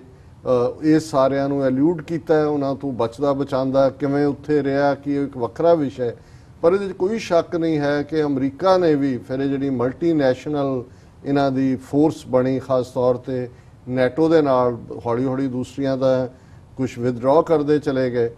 ਉਹਨਾਂ ਨੇ ਵੀ ਫਿਰ ਅਫਗਾਨਿਸਤਾਨ ਦੇ ਵਿੱਚ ਬਹੁਤ ਤਬਾਹੀ ਮਚਾਈ। ਔਰ ਉਸ ਤਬਾਹੀ ਦੇ ਵਿੱਚ ਜਿਸ ਕਿਸਮ ਦੀ ਬੰਬਿੰਗ, ਕੋਈ ਰੋਜ਼ੀ ਕਟਰ, ਕੋਈ ਡੇਜ਼ੀ ਕਟਰ, ਔਰ ਉਹ ਇਕੱਲੇ ਉਹਨਾਂ ਦੇ ਤਾਲਿਬਾਨ ਲੜਾਕਿਆਂ ਜਾਂ ਉਹਨਾਂ ਕਬੀਲਿਆਂ ਤੱਕ ਨਹੀਂ, ਉਹਦੇ 'ਚ ਵੀ ਬਹੁਤ ਵੱਡੀ ਗਿਣਤੀ ਦੇ ਵਿੱਚ ਬੇਗੁਨਾਹ ਔਰਤਾਂ, ਬੱਚੇ, ਬਜ਼ੁਰਗ ਮਾਰੇ ਗਏ। ਔਰ ਅਸੀਂ ਇਹ ਸਮਝਦੇ ਹਾਂ ਕਿ ਇਸ ਪਾਰਟ ਨੂੰ ਜਦੋਂ ਅਸੀਂ ਅੱਜ ਵੀ ਦੇਖਦੇ ਹਾਂ ਕਿ ਵੀ ਇਹ ਹਾਲਾਂਕਿ ਲੱਗਦਾ ਸੀ ਕਿ ਭਾਈ ਇਹ 10 ਸਾਲ ਬਾਅਦ ਉਸਾਮਾ ਦੇ ਜਿਹੜਾ ਉਹ ਮਾਰੇ ਜਾਣ ਤੋਂ ਬਾਅਦ ਅਮਰੀਕਨ ਨੀਤੀ ਘਾੜੇ ਸਿਆਣਪ ਤੋਂ ਕੰਮ ਲੈਂਦੇ ਆ, ਮਿਸ਼ਨ ਐਕੰਪਲਿਸ਼ਡ ਦੇ ਥੱਲੇ ਆਪਣਾ ਜਿਹੜਾ ਆਪਰੇਸ਼ਨ ਉੱਥੋਂ ਵਾਈਂਡ ਅਪ ਕਰਨਗੇ। ਪਰ ਹੁਣ ਅਸੀਂ ਦੇਖਦੇ ਹਾਂ ਵੀ ਇਸ ਗੱਲ ਨੂੰ ਵੀ 7 ਸਾਲ ਲੰਘ ਗਏ ਨੇ। ਉਸ ਤੋਂ ਬਾਅਦ ਓਬਾਮਾ 8 ਸਾਲ ਪ੍ਰੈਜ਼ੀਡੈਂਟ ਰਹੇ, ਉਹਨਾਂ ਦਾ ਵੀ ਸੀ ਕਿ ਫੋਰਸ ਵਾਪਸ ਲਿਆਣੀ ਹੈ। ਟਰੰਪ ਦਾ ਵੀ ਜਿਹੜਾ ਪੀਰੀਅਡ ਲੰਘਦਾ ਜਾ ਰਿਹਾ ਰਾਦਰ ਇਹਦੇ 'ਚ ਕੋਈ ਸ਼ੱਕ ਨਹੀਂ ਹੈ ਕਿ ਬਹੁਤ ਵਾਰ ਜਦੋਂ ਅਸੀਂ ਕਿਸੇ ਖਿੱਤੇ ਖੇਤਰ ਦੀ ਟੋਪੋਗ੍ਰਾਫੀ, ਲੋਕਾਂ ਦੇ ਕਰੈਕਟਰ, ਹਿਸਟਰੀ ਔਰ ਉਸ ਸਾਰੇ ਨੂੰ ਉਹਨਾਂ ਕਬੀਲਿਆਂ ਨੂੰ ਨਹੀਂ ਸਮਝਦੇ ਔਰ ਅਸੀਂ ਸਿਰਫ ਇੱਕ ਜ਼ਿੱਦ ਦੇ ਥੱਲੇ ਕਿਸੇ ਥਾਂ ਦੇ ਉੱਤੇ ਰਹਿੰਦੇ ਹਾਂ, ਅਸੀਂ ਸਮਝਦੇ ਹਾਂ ਉਸ ਦੇ ਨਾਲ ਨੁਕਸਾਨ ਹੁੰਦਾ ਹੈ। ਔਰ ਇਹੀ ਕੁਝ ਅਫਗਾਨਿਸਤਾਨ ਦੇ ਵਿੱਚ ਚੱਲ ਰਿਹਾ ਕਿ ਇਹਦੇ ਬਾਵਜੂਦ ਕਿ ਇਸ ਸਾਰੇ ਮਿਸ਼ਨ ਅਕੰਪਲਿਸ਼ ਹੋ ਗਿਆ ਸੀ ਔਰ ਅਲ-ਕਾਇਦਾ ਦਾ ਉਸ ਖਿੱਤੇ ਦੇ ਵਿੱਚ ਵੀ ਭੋਗ ਪਿਆ। ਔਰ ਬਾਅਦ ਦੇ ਵਿੱਚ ਜਿਹੜਾ ਇੱਕ ਅਮਰੀਕਾ ਨੇ ਜਿਹੜਾ ਇਰਾਕ ਦੇ ਉੱਤੇ ਅਟੈਕ ਸੀ ਲਗਭਗ 2-3 ਸਾਲ ਬਾਅਦ, ਜਿਹੜਾ ਜੂਨੀਅਰ ਬੁਸ਼ ਦਾ ਆਪਣੇ ਪਿਤਾ ਸੀਨੀਅਰ ਬੁਸ਼ ਦਾ ਇੱਕ ਕਿਸਮ ਦਾ ਰਿਵੈਂਜ ਲੈਣ ਦੀ ਲਾਈਨ ਸੀ, ਉਹਨੇ ਇਸ ਸਾਰਾ ਜਿਹੜਾ ਖਲਾਰਾ ਇਸ 9/11 ਤੋਂ ਬਾਅਦ ਇੱਕ ਹਿੱਸੇ ਤੱਕ ਮਹਦੂਦ ਸੀ ਔਰ ਦੁਨੀਆ ਦੇ ਵਿੱਚ ਕੰਸੈਂਸਸ ਸੀ। ਇਹਦੇ 'ਚ ਕੋਈ ਸ਼ੱਕ ਨਹੀਂ ਹੈ ਕਿ ਕੋਈ ਵੀ ਡਾਈਸੈਂਟਿੰਗ ਆਵਾਜ਼ ਇਸ ਕਿਸਮ ਦੀ ਨਹੀਂ ਸੀ ਜਿਹੜੀ ਕਹੇ ਜੀ ਕਿ ਉੱਥੇ ਹਮਲਾ ਕਿਉਂ ਕੀਤਾ ਜੀ। ਔਰ ਉਹਦੇ ਲਈ ਯੂਨਾਈਟਿਡ ਨੇਸ਼ਨਸ ਦੀ ਵੀ ਇਸ ਦੇ ਉੱਤੇ ਕੰਸੈਂਸਸ ਸੀ। ਪਰ ਉਸ ਕੰਸੈਂਸਸ ਨੂੰ ਜਿਹੜੀ ਅਮਰੀਕਨ ਨੀਤੀ ਘਾੜੇ ਨੇ ਉਹਨਾਂ ਨੇ ਇੱਕਦਮ ਅੱਗੇ ਲਿਜਾਣ ਦੀ ਥਾਂ ਕਿ ਜਿੱਥੇ ਉਹੀ ਅਮਰੀਕਾ ਜਿਹੜਾ ਕਿ ਵਿਕਟਮ ਸੀ, ਵਿਕਟਮ ਦੇ ਨਾਲ ਹਮਦਰਦੀ ਵੀ ਹੁੰਦੀ ਹੈ ਔਰ ਜ਼ਾਹਰ ਹੈ 3000 ਦੇ ਕਰੀਬ ਬੇਗੁਨਾਹ ਲੋਕਾਂ ਦਾ ਮਾਰਿਆ ਜਾਣਾ। ਔਰ ਮੈਂ ਜਦੋਂ ਅੱਜ ਅਸੀਂ ਇਸ ਗੱਲਬਾਤ ਨੂੰ ਕਰ ਰਹੇ ਹਾਂ ਮੈਂ ਉਹਨਾਂ ਸੈਂਕੜਿਆਂ ਬਹਾਦਰ ਫਾਇਰ ਫਾਈਟਰਸ ਨੂੰ ਵੀ ਆਪਣੀਆਂ ਯਾਦਾਂ 'ਚ ਲਿਆਉਣਾ ਚਾਹੁੰਦਾ ਔਰ ਆਪਣੇ ਦਰਸ਼ਕਾਂ ਦੀਆਂ ਯਾਦਾਂ 'ਚ ਕਿ ਜਦੋਂ ਅਸੀਂ ਟ੍ਰੈਜਡੀਜ਼ ਦੀ ਗੱਲ ਕਰਦੇ ਹਾਂ ਇਹਦੇ 'ਚ ਕੋਈ ਸ਼ੱਕ ਨਹੀਂ ਹੈ, ਜਿਵੇਂ ਮੈਂ ਕਿਹਾ ਕਿ ਪਰਲ ਹਾਰਬਰ ਤੋਂ ਬਾਅਦ ਇਹ ਪਹਿਲਾ ਮੇਨ ਸਟ੍ਰੀਮ ਤੇ ਹਮਲਾ ਸੀ। ਪੈਨਿਕ ਵੀ ਹੋਇਆ, ਡਰ ਵੀ ਹੋਇਆ, ਨਫ਼ਰਤ ਵੀ ਹੋਈ ਔਰ ਜਿਹਦਾ ਸ਼ਿਕਾਰ ਸੈਂਕੜਿਆਂ ਨਹੀਂ ਹਜ਼ਾਰਾਂ ਦੀ ਗਿਣਤੀ 'ਚ ਸਿੱਖ ਜਿਹੜੇ ਨੇ ਉਹ ਹੀਟ ਕ੍ਰਾਈਮ ਦਾ ਸ਼ਿਕਾਰ ਹੋਏ। ਮੁਸਲਮਾਨਾਂ ਨਾਲ ਤਾਂ ਇਸ ਮੁਲਕ 'ਚ ਕੀ ਹੋ ਰਿਹਾ ਜਾਂ ਉਹ ਕੀ ਹੈ ਉਹ ਤਾਂ ਆਲਰੇਡੀ ਜਿਹੜੇ 19 ਦੇ ਕਰੀਬ ਜਿਹੜੇ ਉਸ ਕਿਸਮ ਦੇ ਦਹਿਸ਼ਤਗਰਦ ਸਨ ਇਹ ਕਾਰਾ ਕਰਨ ਵਾਲੇ ਉਹ ਇਸਲਾਮ 'ਚ ਯਕੀਨ ਰੱਖਣ ਵਾਲੇ ਸਨ। ਸੋ ਇੱਕ ਬਰਸ਼ ਦੇ ਨਾਲ ਸਾਰੇ ਇਸਲਾਮ ਨੂੰ ਹੀ ਜਿਹੜਾ ਉਹ ਦਹਿਸ਼ਤਗਰਦੀ ਦੇ ਖਾਤੇ 'ਚ ਪੇਂਟ ਕਰ ਦਿੱਤਾ ਗਿਆ ਔਰ ਇਹ ਇਮੀਡੀਏਟਲੀ ਸ਼ੁਰੂ ਹੋ ਗਿਆ ਸੀ। ਭਾਵੇਂ ਅੱਜ ਟਰੰਪ ਉਹਨੂੰ ਕਲਾਈਮੈਕਸ ਤੇ ਲੈ ਗਏ ਜਦੋਂ ਈਵਨ ਪ੍ਰੈਜ਼ੀਡੈਂਟ ਬੁਸ਼ ਨੇ ਇਸ ਤੋਂ ਬਾਅਦ ਆਪਣੀ ਉਸੇ ਰਾਤ ਤਕਰੀਰ ਕੀਤੀ ਤੇ ਲਫ਼ਜ਼ ਉਹਨਾਂ ਦੀ ਸਪੀਚ ਦੇ ਵਿੱਚ ਕਰੂਸੇਡ ਸੀ, ਕਰੂਸੇਡ ਅਗੇਂਸਟ ਦਿਸ। ਹੁਣ ਜ਼ਾਹਰ ਹੈ ਕਿ ਜਦੋਂ ਜਿਵੇਂ ਮੈਂ ਕਿਹਾ ਵੀ ਜਦੋਂ ਤੁਸੀਂ ਹਿਸਟਰੀ ਔਰ ਕੁਝ ਐਸੀਆਂ ਚੀਜ਼ਾਂ ਜਿਹੜੀਆਂ ਤੁਹਾਡੀ ਸਾਈਕੋ ਹਿਸਟਰੀ 'ਚ ਹੁੰਦੀਆਂ ਨੇ ਉਹਨਾਂ ਦਾ ਧਿਆਨ ਨਾ ਰੱਖੋ ਤੇ ਉਹਦਾ ਮੈਸੇਜ ਹੌਲੀ ਹੌਲੀ ਹੌਲੀ ਹੋਰ ਪਾਸੇ ਜਾਣਾ ਸ਼ੁਰੂ ਹੁੰਦਾ ਹੈ। ਸੋ ਜਦੋਂ ਅਸੀਂ ਇਸਲਾਮ 1450 ਸਾਲ ਵਰਸਸ ਕ੍ਰਿਸਚੀਅਨਿਟੀ ਜਿਹਦੇ 2000 ਸਾਲ ਪੁਰਾਣੀ ਹੈ ਉਹਨਾਂ ਦਾ ਇਤਿਹਾਸ ਦੇਖਦੇ ਤੇ ਫਿਰ ਕਰੂਸੇਡਸ ਵਰਸਸ ਜਿਹਾਦ ਇਹ ਪੁਰਾਣੀਆਂ ਟਰਮੀਨੋਲੋਜੀਜ਼ ਨੇ। ਸੋ ਸਮਾਜ ਦੇ ਇੱਕ ਸੈਕਸ਼ਨ ਨੂੰ ਇਸ ਦੇ ਨਾਲ ਇਹ ਮੈਸੇਜ ਗਿਆ ਕਿ ਮਾਨੋ ਇਹ ਇਸਲਾਮ ਦੇ ਖਿਲਾਫ ਲੜਾਈ ਹੈ। ਔਰ ਉਸ ਤੋਂ ਬਾਅਦ ਸਬਸੀਕੁਐਂਟਲੀ ਜਿਹੜਾ ਇਰਾਕ ਦੇ ਉੱਤੇ ਹਮਲਾ ਸੀ ਅਮਰੀਕਾ ਦਾ ਜਿਹੜਾ ਜਿਸ ਬਾਰੇ ਹੁਣ ਬੜਾ ਕਲੀਅਰ ਹੈ ਭਾਵੇਂ ਇਹ ਇਸਤੇਮਾਲ ਕੀਤਾ ਗਿਆ ਲੌਜਿਕ ਕਿ ਸਦਾਮ ਹੁਸੈਨ ਦੇ ਕੋਲ ਵੈਪਨਸ ਆਫ ਮਾਸ ਡਿਸਟਰਕਸ਼ਨ ਨੇ ਔਰ ਜੇ ਅਸੀਂ ਨਾ ਕੀਤਾ ਹਮਲਾ ਤੇ ਫਿਰ ਉਹ ਜਿਹੜਾ ਵੈਪਨਸ ਆਫ ਮਾਸ ਡਿਸਟਰਕਸ਼ਨ ਇਸਤੇਮਾਲ ਕਰਕੇ ਤਬਾਹੀ ਕਰੇਗਾ। ਪ੍ਰੀਐਂਪਟ ਅਟੈਕ ਕਰਨ ਦਾ ਰਾਈਟ ਇਹਦੇ ਜੋ ਨਵਾਂ ਕਨਸੈਪਟ ਆਇਆ ਕਿਉਂਕਿ ਮੈਂ ਜਦੋਂ ਇਹ ਦੇਖਦਾ ਹਾਂ ਕਿ ਵੀ ਇਹਨਾਂ ਸਾਰੇ 17 ਸਾਲਾਂ ਦੇ ਵਿੱਚ ਕੀ ਕੁਝ ਬਦਲਿਆ ਜਾਂ ਜਿਵੇਂ ਮੈਂ ਕਿਹਾ ਵੀ ਹਿਸਟਰੀ ਬਿਫੋਰ ਕ੍ਰਾਈਸਟ ਔਰ ਏਡੀ ਵਾਂਗ ਪ੍ਰੀ 9/11 ਬਦਲੀ ਹੈ। ਸੋ UN ਦੇ ਵਿੱਚ ਜਿਹੜਾ ਸੋਵਰਨਿਟੀ ਦਾ ਕਨਸੈਪਟ ਜਾਂ ਕਿਸੇ ਦੇ ਉੱਤੇ ਵੀ ਜਿਹੜਾ ਬੇਮਤਲਬ ਹਮਲਾ ਨਾ ਕਰ ਉਹ ਸਾਰੇ ਕਨਸੈਪਟ ਟੁੱਟੇ ਔਰ ਇਹ ਵੀ ਅਮਰੀਕਾ ਨੇ ਕੋਇਨ ਕੀਤਾ ਕਿ ਪ੍ਰੀਐਂਪਟਿੰਗ ਸਟ੍ਰਾਈਕ ਕਿ ਜੀ ਅਸੀਂ ਕਰ ਸਕਦੇ ਔਰ ਉਸ ਦਾ ਹੀ ਜਿਹੜਾ ਉਹ ਬਹਾਨਾ ਲੈ ਕੇ ਫਿਰ ਜਿਵੇਂ ਜਦੋਂ ਭਾਰਤ ਨੇ ਕੀ ਕੀਤਾ ਕੀ ਨਹੀਂ ਕੀਤਾ ਉਹਨਾਂ ਨੇ ਕਿਹਾ ਜੀ ਸਰਜੀਕਲ ਸਟ੍ਰਾਈਕਸ ਨਹੀਂ ਔਰ ਉਸ ਸਾਰੇ ਚੋਂ ਬਾਅਦ ਦੇ ਵਿੱਚ ਹੋਰ ਵੀ ਕਈਆਂ ਨੇ ਆਪਣੇ ਢੰਗ ਦੇ ਨਾਲ ਜੋ ਤੌਰ ਤਰੀਕੇ ਉਹਦਾ ਨਤੀਜਾ ਸੀ ਵੀ ਇਰਾਕ ਵਾਰ ਤੋਂ ਬਾਅਦ ਇਹ ਜਿਹੜਾ ਮਿਡਲ ਈਸਟ ਹੈ ਉਹ ਡੀਸਟੈਬਿਲਾਈਜ਼ ਹੋਇਆ। ਸਦਾਮ ਹੁਸੈਨ ਇਵੈਂਚੁਅਲੀ ਫੜਿਆ ਗਿਆ, ਮਾਰਿਆ ਗਿਆ, ਹੈਂਗ ਹੋ ਗਿਆ। ਪਰ ਅਸੀਂ ਦੇਖਦੇ ਹਾਂ ਕਿ ਇਹੀ ਇੱਕ ਚੋਂ ਨਿਕਲ ਕੇ ਅਲ-ਕਾਇਦਾ ਦੇ ਉਸ ਚੋਂ ਨਿਕਲ ਕੇ ਫਿਰ ਇਸਲਾਮਿਕ ਸਟੇਟ ਦੇ ਥੱਲੇ ਸੀਰੀਆ ਦੇ ਵਿੱਚ ਕੀ ਹੋਇਆ। ਅੱਜ ਵੀ ਜਦੋਂ ਮੈਂ ਖਬਰਾਂ ਦੇਖ ਰਿਹਾ ਸੀ ਕਿ ਵੀ ਕਿਵੇਂ ਸਮੁੰਦਰ ਦੇ ਵਿੱਚ ਉੱਥੋਂ ਨਿਕਲਣ ਵਾਲੇ ਲੋਕ ਮਿਡਲ ਈਸਟ ਚੋਂ ਬੱਚੇ ਔਰਤਾਂ ਉਹ ਡੁੱਬ ਰਹੇ ਨੇ, ਕਿੰਨੇ ਮਿਲੀਅਨ ਰਿਫਿਊਜੀ ਬਣੇ ਨੇ। ਸੋ ਇਸ ਸਭ ਦੀਆਂ ਜੜ੍ਹਾਂ 9/11 ਚ ਆ ਕੇ ਲਾਈ ਕਰਦੀਆਂ ਕਿ ਕਿਵੇਂ ਉਸ ਸਾਰੀ ਜਿਹੜਾ ਸੀਰੀਆ ਦੇ ਵਿੱਚ ਇੱਕ ਸਿਵਲ ਵਾਰ ਸ਼ੁਰੂ ਹੋਈ ਔਰ ਕੱਲੇ ਇਹ ਨਹੀਂ ਹੈ ਕਿ ਵੀ ਮੁਸਲਮਾਨ ਜਿਹੜੇ ਨੇ ਉਹ ਪ੍ਰਭਾਵਿਤ ਹੋਏ। 2-4 ਦਿਨ ਪਹਿਲਾਂ ਮੈਂ ਯਜ਼ਦੀ ਜਿਹੜਾ ਕਿ ਜਿਨ੍ਹਾਂ ਦੇ ਉੱਤੇ ਬਹੁਤ ਜ਼ੁਲਮ ਹੋਏ ਇਸਲਾਮਿਕ ਸਟੇਟ ਦੇ ਗੁਰਿਲਿਆਂ ਨੇ ਜਿਨ੍ਹਾਂ ਪਿੰਡਾਂ ਤੇ ਕਬਜ਼ਾ ਕੀਤਾ ਕਿਵੇਂ ਉਹਨਾਂ ਦੀਆਂ ਔਰਤਾਂ ਨੂੰ ਚੁੱਕਿਆ ਨਿਲਾਮ ਕੀਤਾ ਉਹਨਾਂ ਨੂੰ ਜ਼ਬਰਦਸਤੀ ਜਿਹੜਾ ਉਹ ਇਸਲਾਮ ਵੱਲ ਲਿਆਉਣ ਦੀ ਲਾਈਨ। ਸੋ ਕੁੱਲ ਮਿਲਾ ਕੇ ਜਿੱਥੇ ਅਸੀਂ ਇਹਨਾਂ ਦਾ ਦੇਖਦੇ ਹਾਂ ਕਿ ਵੈਸਟ ਦੇ ਵਿੱਚ ਕਿਵੇਂ ਇਸ ਸਾਰੇ ਨੂੰ ਲੈ ਕੇ ਇਹ ਗੱਲ ਇਹੀ ਨਹੀਂ ਸੀ ਕਿ ਵੀ ਇਹ ਅਮਰੀਕਾ ਤੱਕ ਹੀ 9/11 ਮਹਿਦੂਦ ਰਿਹਾ। ਫਿਰ ਜਿਉਂ ਹੀ ਇਹ ਗੱਲ ਸਪਰੈਡ ਆਊਟ ਹੋਈ ਅਫਗਾਨਿਸਤਾਨ ਚੋਂ ਨਿਕਲਦੀ ਮਿਡਲ ਈਸਟ ਦੇ ਵਿੱਚ ਔਰ ਉੱਥੋਂ ਨਿਕਲ ਕੇ ਅੱਜ ਹਾਲਾਤ ਇਹ ਨੇ ਕਿ ਦਹਿਸ਼ਤਗਰਦੀ ਦੀਆਂ ਘਟਨਾਵਾਂ 2-3 ਦਿਨ ਪਹਿਲਾਂ ਹੀ ਫਰਾਂਸ 'ਚ ਜਿਹੜਾ ਉਹ ਚਾਕੂ ਦੇ ਨਾਲ ਕੋਈ ਹਮਲਾ ਕਰਦਾ ਹੈ, ਲੰਡਨ ਹੋਏ, ਪੈਰਿਸ ਹੋਏ, ਔਰ ਸਵਿਟਜ਼ਰਲੈਂਡ स्वीडन ਹੋਏ ਕੋਈ ਵੀ ਐਸਾ ਹਿੱਸਾ ਯੂਰਪ ਦਾ ਵੀ ਨਹੀਂ ਬਚਿਆ ਜਿੱਥੇ ਕਿ ਮੁੜ ਕੇ ਕੋਈ ਨਾ ਕੋਈ ਇੰਡੀਵਿਜੂਅਲ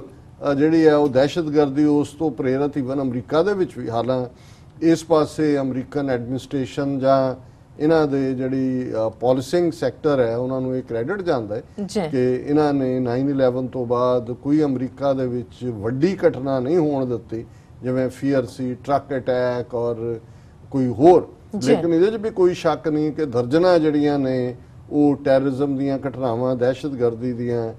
ਹੋਈਆਂ ਜਿਹਦੇ 'ਚ ਕਿਤੇ ਔਰ ਉਹਦੇ 'ਚ ਇਕੱਲਾ ਇਹੀ ਨਹੀਂ ਕਿ ਵੀ ਇਹ ਕੋਈ ਇੱਕ ਖਾਸ ਕਿਸਮ ਦੀ ਦਹਿਸ਼ਤਗਰਦੀ ਨਾਲ ਸੰਬੰਧਿਤ ਗੱਲ ਹੈ ਕਿਵੇਂ ਰੇਸਿਜ਼ਮ ਵੀ ਖੜਾ ਹੋਇਆ ਔਰ ਜੇ ਅਸੀਂ ਸਿੱਖਾਂ ਦੇ ਹਵਾਲੇ ਨਾਲ ਹੀ ਦੇਖੀਏ ਕਿ ਕਿਵੇਂ ਓਕ ਕ੍ਰੀਕ ਵਿਸਕੌਨਸਨ ਦੇ ਵਿੱਚ 6 ਸਿੱਖ ਜਿਹੜੇ ਨੇ ਇੱਕ ਰੇਸਿਸਟ ਨੇ ਗੋਰੇ ਨੇ ਗੁਰਦੁਆਰੇ ਦੇ ਵਿੱਚ ਆ ਕੇ ਮਾਰੇ ਔਰ ਇਹ ਲਗਾਤਾਰਤਾ ਨਾਲ ਇਹ ਜਿਹੜੀ ਨਫ਼ਰਤ ਹੈ ਇਹ ਸਾਰੇ ਦੀ ਕੋਈ ਦਿਨ ਐਸਾ ਨਹੀਂ ਹੁੰਦਾ ਜਿੱਥੇ ਕੋਈ ਨਾ ਕੋਈ ਹਿੱਟ ਕ੍ਰਾਈਮ ਦੀ ਘਟਨਾ ਨਾ ਹੋਈ ਹੋਏ ਇੰਗਲੈਂਡ ਦੇ ਵਿੱਚ ਪਿਛਲੇ ਦਿਨਾਂ 'ਚ ਗੁਰਦੁਆਰਾ ਸਾਹਿਬ ਸਕਾਟਲੈਂਡ ਦੇ ਵਿੱਚ ਉਸ ਨੂੰ ਜਿਹੜਾ ਅੱਗ ਲਾ ਕੇ ਸਾੜਨ ਦੀ ਕੋਸ਼ਿਸ਼ ਹੋਈ ਔਰ ਇਹ ਜਿਹੜੀ ਸਾਰੀ ਨਫ਼ਰਤ ਹੈ ਚਾਰ ਚਫੇਰੇ ਜਿਹਨੂੰ ਅਲਟੀਮੇਟਲੀ ਅਸੀਂ ਦੇਖਦੇ ਹਾਂ ਕਿ ਇਹ ਜੇ ਨੀਤੀ ਘਾੜਿਆਂ ਦੇ ਲਿਹਾਜ਼ ਨਾਲ ਦੇਖੀਏ ਕਿ ਇੱਕ ਪਾਸੇ ਜਿਹੜੀ ਹੈ ਉਹ ਇਹਨਾਂ ਦੀਆਂ ਆਪਣੀਆਂ ਨੀਤੀਆਂ ਜਿਹੜੀਆਂ ਆਲਰੇਡੀ ਕਮਿਊਨਿਸਟ ਈਰਾ ਦੇ ਵਿੱਚ ਕਮਿਊਨਿਜ਼ਮ ਵਰਸਸ ਵੈਸਟਰਨ ਡੈਮੋਕ੍ਰੈਟਿਕ ਔਰ ਦੂਸਰੀਆਂ ਵੈਲਿਊਜ਼ ਸੀ ਔਰ 1999 ਤੱਕ ਪਹੁੰਚਦੇ ਆ ਸੋਵੀਅਤ ਯੂਨੀਅਨ 15 ਹਿੱਸਿਆਂ ਦੇ ਵਿੱਚ ਟੁੱਟਿਆ ਔਰ ਉਸ ਤੋਂ ਬਾਅਦ ਲੱਗਾ ਕਿ ਅਮਰੀਕਾ ਇੱਕੋ ਇੱਕ ਸੁਪਰ ਪਾਵਰ ਹੈ ਦੁਨੀਆ ਦੇ ਵਿੱਚ ਇੱਕ ਨਵਾਂ ਜਿਹੜਾ ਨਿਜ਼ਾਮ ਉਸ ਨੇ ਜਨਮ ਲਿਆ ਔਰ ਉਹਦੇ ਥੱਲੇ ਅਮਰੀਕਾ ਜਿਹੜਾ ਉਹ ਆਪਣੀਆਂ ਜਿਹੜੀਆਂ ਡੈਮੋਕ੍ਰੈਟਿਕ ਵੈਲਿਊਜ਼ ਨੇ ਉਹਨਾਂ ਨੂੰ ਸਪਰੈਡ ਆਊਟ ਕਰੇਗਾ ਪਰ 9/11 ਨੇ ਸਡਨਲੀ ਇਹ ਸਾਰਾ ਕੁਝ ਹੀ ਫੇਰ ਰਿਵਰਸ ਕਰਕੇ ਅੱਜ ਜੇ ਇੱਕ ਆਮ ਬੰਦੇ ਨੂੰ ਲੱਗੇਗਾ ਉਹਨਾਂ ਨੂੰ ਇਹ ਲੱਗਦਾ ਕਿ ਜਿਵੇਂ ਇਸਲਾਮ ਜਿਸ ਦੇ ਵਿੱਚ ਇਹ ਸਾਰਾ ਨੂੰ ਜੋੜ ਕੇ ਕਿ ਜਿਹਾਦ ਔਰ ਦੂਸਰਾ ਵੀ ਇਹ ਸਾਰੀ ਨੈਗੇਟਿਵਿਟੀ ਹੈ ਔਰ ਇਹਦੇ 'ਚ ਕੋਈ ਸ਼ੱਕ ਨਹੀਂ ਹੈ ਕਿ ਵੱਡਾ ਹਿੱਸਾ ਅੱਜ ਦੁਨੀਆ ਦੇ ਵਿੱਚ ਮੁਸਲਮਾਨਾਂ ਪ੍ਰਤੀ ਇਸਲਾਮ ਪ੍ਰਤੀ ਜਿਹੜਾ ਹੈ ਉਹ ਇੱਕ ਨਫ਼ਰਤ ਦੇ ਨਾਲ ਜਾਂ ਇੱਕ ਪ੍ਰੈਜੁਡਿਸ ਜੇ ਮੈਂ ਨਫ਼ਰਤ ਨਾਮ ਵੀ ਕਹਾਂ ਇੱਕ ਪ੍ਰੈਜੁਡਿਸ ਰੱਖਦਾ ਹੈ ਔਰ ਅਸੀਂ ਕਿਉਂਕਿ ਖੁਦ ਵੀ ਇਸ ਸਾਰੇ ਪ੍ਰੈਜੁਡਿਸ ਦਾ ਸ਼ਿਕਾਰ ਹੈ ਉਹਦੇ 'ਚ ਪਿਛਲੇ ਦਿਨਾਂ 'ਚ ਇੱਕ ਬਜ਼ੁਰਗ ਸੈਰ ਕਰ ਰਿਹਾ ਫਰੈਜ਼ਨੋ 'ਚ ਉਸ ਦੇ ਉੱਤੇ ਹਮਲਾ ਹੁੰਦਾ ਹੈ ਲੈਥਰੋਪ ਦੇ ਵਿੱਚ ਔਰ ਕੋਈ ਜਿਹੜਾ ਬਾਰਡ ਸਾਈਨ ਬੋਰਡ ਬਾਹਰ ਲਾ ਰਿਹਾ ਹੁਣ ਇਹਦੇ ਬਾਵਜੂਦ ਕਿ ਕੋਈ ਵੀ ਜੇ ਈਵਨ ਅਸੀਂ ਇਸ ਨੂੰ ਸਮਝਦੇ ਹਾਂ ਕਿ ਕਿਸੇ ਦੇ ਉੱਤੇ ਵੀ ਕੋਈ ਮੁਸਲਮਾਨ ਈਸਾਈ ਔਰ ਜਿਹੜਾ ਕੋਈ ਕਿਸੇ 'ਚ ਵੀ ਯਕੀਨ ਨਹੀਂ ਕਰਦਾ ਭਾਵੇਂ ਸਿਰਫ ਇਸ ਬਿਨਾ ਦੇ ਉੱਤੇ ਉਹਨੂੰ ਕਹਿ ਦਿਓ ਜੀ ਇਹ ਮਿਸਟੇਕਨ ਨਹੀਂ ਇਹ ਨਫ਼ਰਤ ਲਈ ਕੋਈ ਥਾਂ ਨਹੀਂ ਹੈ ਇਹਦੇ 'ਚ ਕੋਈ ਰਾਈਟ ਆਈਡੈਂਟੀਟੀ ਔਰ ਮਿਸਟੇਕਨ ਆਈਡੈਂਟੀਟੀ ਨਹੀਂ ਹੈ ਔਰ ਸਾਨੂੰ ਔਰ ਇਹ 9/11 ਤੋਂ ਇੱਕਦਮ ਬਾਅਦ ਜਦੋਂ ਅਸੀਂ ਦੇਖਦੇ ਹਾਂ ਕਿ ਸਭ ਤੋਂ ਪਹਿਲਾਂ ਜਿਹੜਾ ਅਮਰੀਕਾ ਦੇ ਵਿੱਚ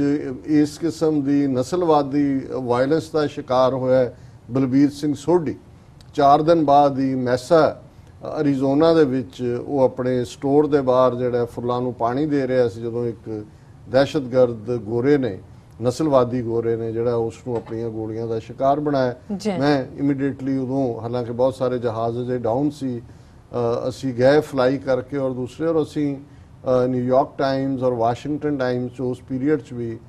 ਜਿਹੜਾ ਇੱਕ ਐਡ ਕੈਂਪੇਨ ਵੀ ਕੀਤਾ ਔਰ ਮੇਰਾ ਇਹ ਉਦੋਂ ਵੀ ਮੰਨਣਾ ਸੀ ਕਹਿਣਾ ਸੀ ਕਿਉਂਕਿ ਇੱਕ ਸਟੇਜ ਚੱਲ ਰਹੀ ਸੀ ਕਿ ਜਿਹਨਾਂ ਵੀ ਆਰ ਨਾਟ ਮੁਸਲਮ ਮੈਂ ਕਿਹਾ ਜਦੋਂ ਅਸੀਂ ਇਹ ਕਹਿੰਦੇ ਹਾਂ ਇਹਦਾ ਮਤਲਬ ਇਹ ਹੈ ਕਿ ਮੁਸਲਮਾਨਾਂ ਦੇ ਉੱਤੇ ਤੁਸੀਂ ਕੋਈ ਵੀ ਜਿਹੜੀ ਵਾਇਲੈਂਸ ਉਹਨੂੰ ਜਾਇਜ਼ ਸਮਝਦੇ ਇਹ ਨਹੀਂ ਅਸੀਂ ਸਮਝਦੇ ਹਾਂ ਵੀ ਵਾਇਲੈਂਸ ਕਿਸੇ ਦੇ ਖਿਲਾਫ ਹਾਂ ਜਿਹੜਾ ਇਨਵੋਲਵ ਹੈ ਕਿਸੇ ਵੀ ਇਸ ਕਿਸਮ ਦੀ ਦਹਿਸ਼ਤਗਰਦ ਕਾਰਵਾਈ